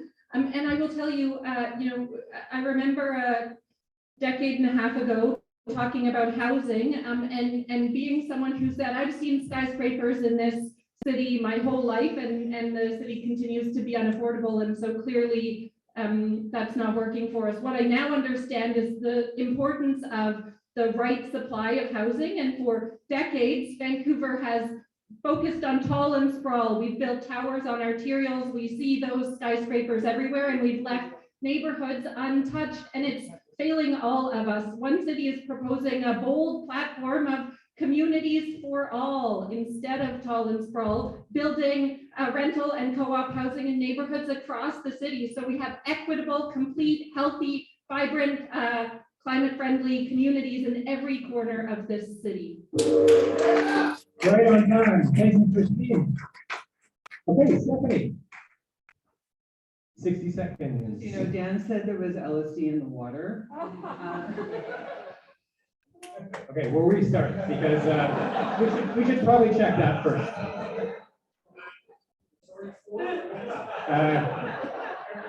We covered the public drinking one. I didn't know we were gonna- All right, okay. Seconds in, so. 60 seconds starting now. Oh, man, I can think of a couple of things. I mean, one of my feelings is that I don't change my mind often enough, probably. I hate to say this for the Broadway subway. I took the position that the Broadway subway existed only to serve the interests of landholders in the Broadway corridor, and just roundly rejected the need for rapid transit out to UBC. I have since moderated my thinking on that point, realizing that we need to develop especially industry along that corridor, that there are a lot of positive things coming out of the subway, so I support it. That said, I would think that if we were planning that subway well, if the province were planning it well, they would have started acquiring land around the subway and putting in tenant protections years ago. And I think that we need an equitable distribution of transit for transit-dependent communities so that folks who rely on buses. Stephanie, thank you very much. Great question. Okay. Christine, Stephanie, if I could have you center stage, we're going to do this again. Folks, could I ask for your applause for Christine Hoyle?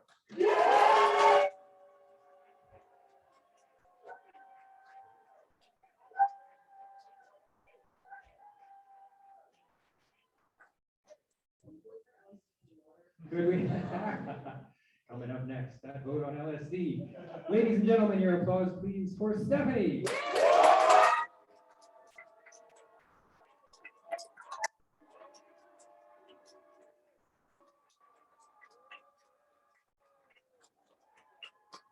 Okay, the noise meter has spoken. Christine Boyle, you are going through to the final round. Stephanie, thank you very much. Okay.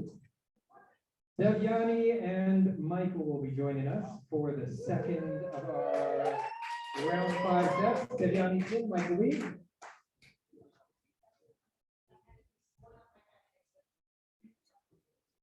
Okay, so we are all set. Okay, wait, sorry, I'm gonna get out of the way of this tender moment here. Devyani, you're up first. Okay, a question, please. Okay. What would your priorities be for the first 100 days if you were elected? Okay, 60 seconds, starting now. Vivian is saying, Green Party Council candidate, and it's not if when. I'd like to think positive. And what you think you shall materialize in the future. So what I would like to see in the first 100 days would be really, it's going to be critical when the Broadway plan and the Vancouver plan start to come across to get implemented. We need to make sure some of these tenant protections and renter rights that we've got in there right now are report backs. We need to make sure that they are actually followed through, that we are not displacing people from currently affordable housing, that we are building more where it's needed. We need to be, the next 100 days, the first 100 days will be important when it comes to the Vancouver plan for community consultation, implementation for renter rights and affordable housing, all of that around the Broadway plan. So those would be my top priorities. And of course, all of this needs to be climate resilient, affordable, truly affordable housing, because I am a climate scientist and climate change will always be a blanket top priority as well for me. Thank you. Thank you, Devyani. I believe it's another 60 seconds on the clock. We're ready, set, go. 100 days is tough because we only have about 3 to 4 meetings, but the main issue is that we need to actually get all the counselors up to speed to get the work done. The work is difficult and complex and needs to be delivered.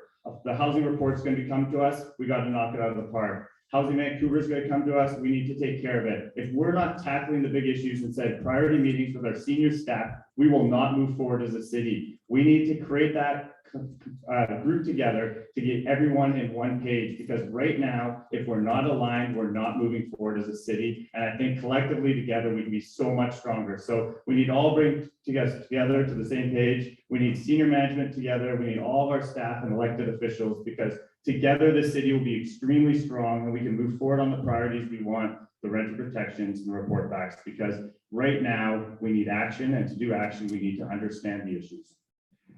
Thank you, Michael. Okay, let's try this again. Devyani and Michael center stage. Your applause, please, for Devyani.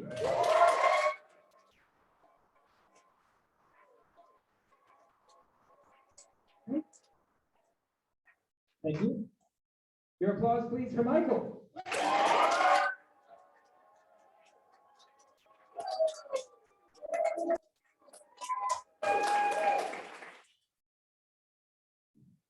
Okay, the noise meter has spoken. Devyani, thank you for joining us. Michael, you are going through to the next round. Okay. Okay, well, here we are. The last set. Thank you all for your patience as we went through this exercise together. Here we are. I will just invite anyone that may wish to come down for this final round of Last Candidate 2022. This is your chance.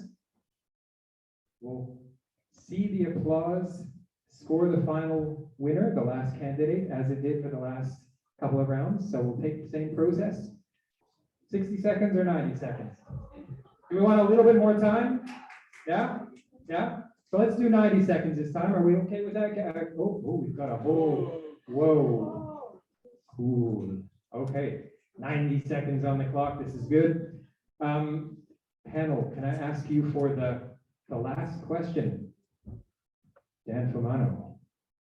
Who would you name as your 3 favorite Vancouver-based journalists?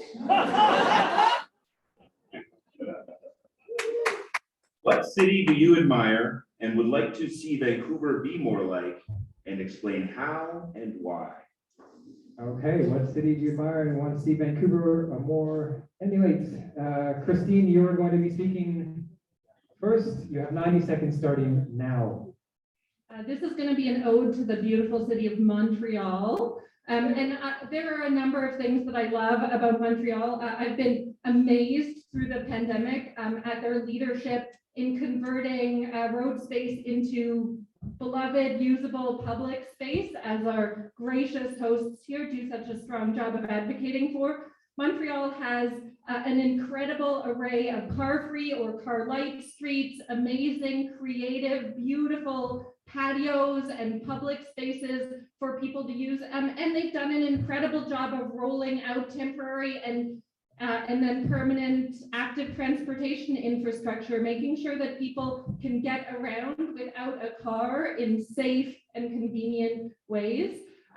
Montreal's mayor has been an incredible champion of this work, and I think that whole council has shown a lot of courage. Not just in Vancouver, we have greenways off arterials, but it's a priority for me in one city as well to have a safe active transportation infrastructure right on our main arterials, so you can get to the places you're going to safely. Montreal has done that incredibly well. I'm proud of the work that we have done on the Broadway corridor in active transportation there. I'd love to see the same on Kingsway and Commercial and so many other parts of the city. Again, following the lead of the incredible work Montreal has done. Thank you, Christine. With an ode to Montreal, Michael, you have 90 seconds on the clock, starting now. Yeah, so my three would be Vienna, Oslo, and Milan. And three reasons why is Milan, during COVID, we had an amazing experience where we could actually go and be part of a global Zoom meeting. So you could actually talk to people about how and what they're doing.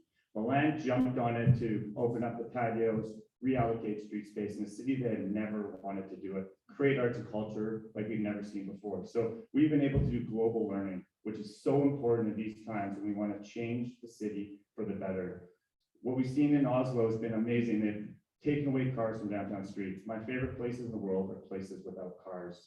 They're beautiful, they're safe, they're clean, and they're for everybody. So I think what they're doing there is amazing. And what Vienna is doing for public housing, we need to expand our public housing in Vancouver, our co-op housing, because everyone needs to have secure tenure. Wouldn't it be great to have a great place like Oslo where you can walk around the street, a place like Vienna where you can live, and a place like Milan, fun, exciting, and for you. Thank you. In support of Milan, Oslo, and Vienna. Okay, ladies and gentlemen, friends, neighbors, fans of Last Candidate 2022. This is your last chance to exercise those vocal cords. So, you all set? Timekeepers, Yelena, Lex.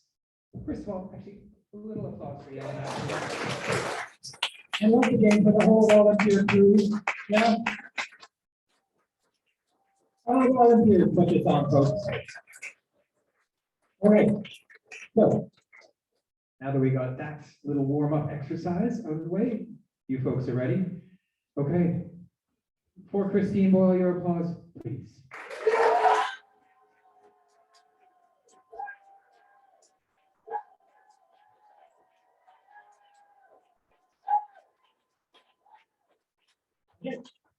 All right. And for Michael Reed, your applause.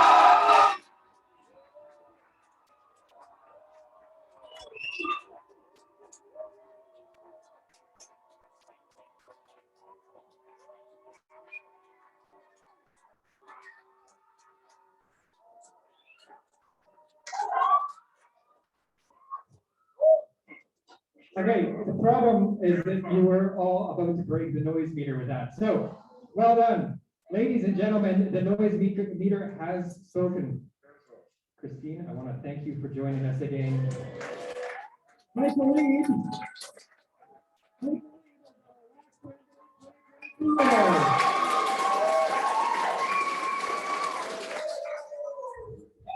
And wait. I wanted to invite VPSN Chair Paula Faritza back to the stage. For those of you that wish to get your cameras ready, etc.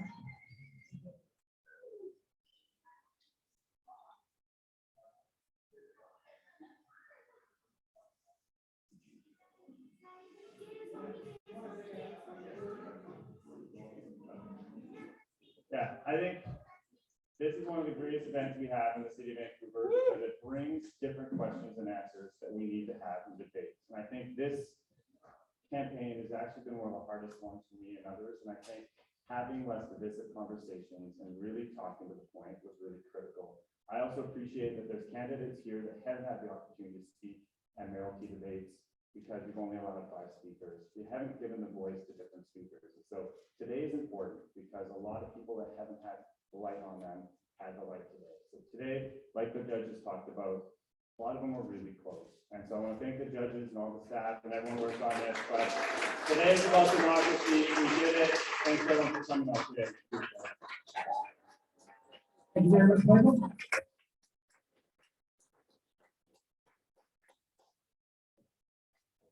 And just a reminder, this is one opportunity to say who you love and cheer loudly, but also don't forget to vote on October 15th or in the event voting opportunities. And there's still time today. Today's the first day of event voting, so get out there, and also see what's going on upstairs, and there might be other ways to join democracy right on the street. Thank you, Paola. And with that, we are winding up last candidate 2022. It would be remiss if we did not take one more opportunity to put our hands together for the panel of inquisition. Andy Danfoss, Jeff Heatherly, and Dan Pinero, thank you so very much for the amazing questions. And also, I'm just going to do this because, you know what, just saying volunteers doesn't quite cut it. So, Runan Lee, Yelena, Lex, Dominic, Carol, Ko, Leanne McRadu, Jacqueline Singla, Paula Polizza, thank you, Mash Salahumum, and Karen Fung. Did I miss everyone? Okay. Thank you all for your incredible work putting this on. And most importantly, and not by any means least, thank you candidates for coming out. Have a wonderful Saturday, everyone. And this was streamed on Facebook Live, so if you know anyone who needs to see this or you want to refer back to it, you can send them to Vancouver Public Space on Facebook and find this there.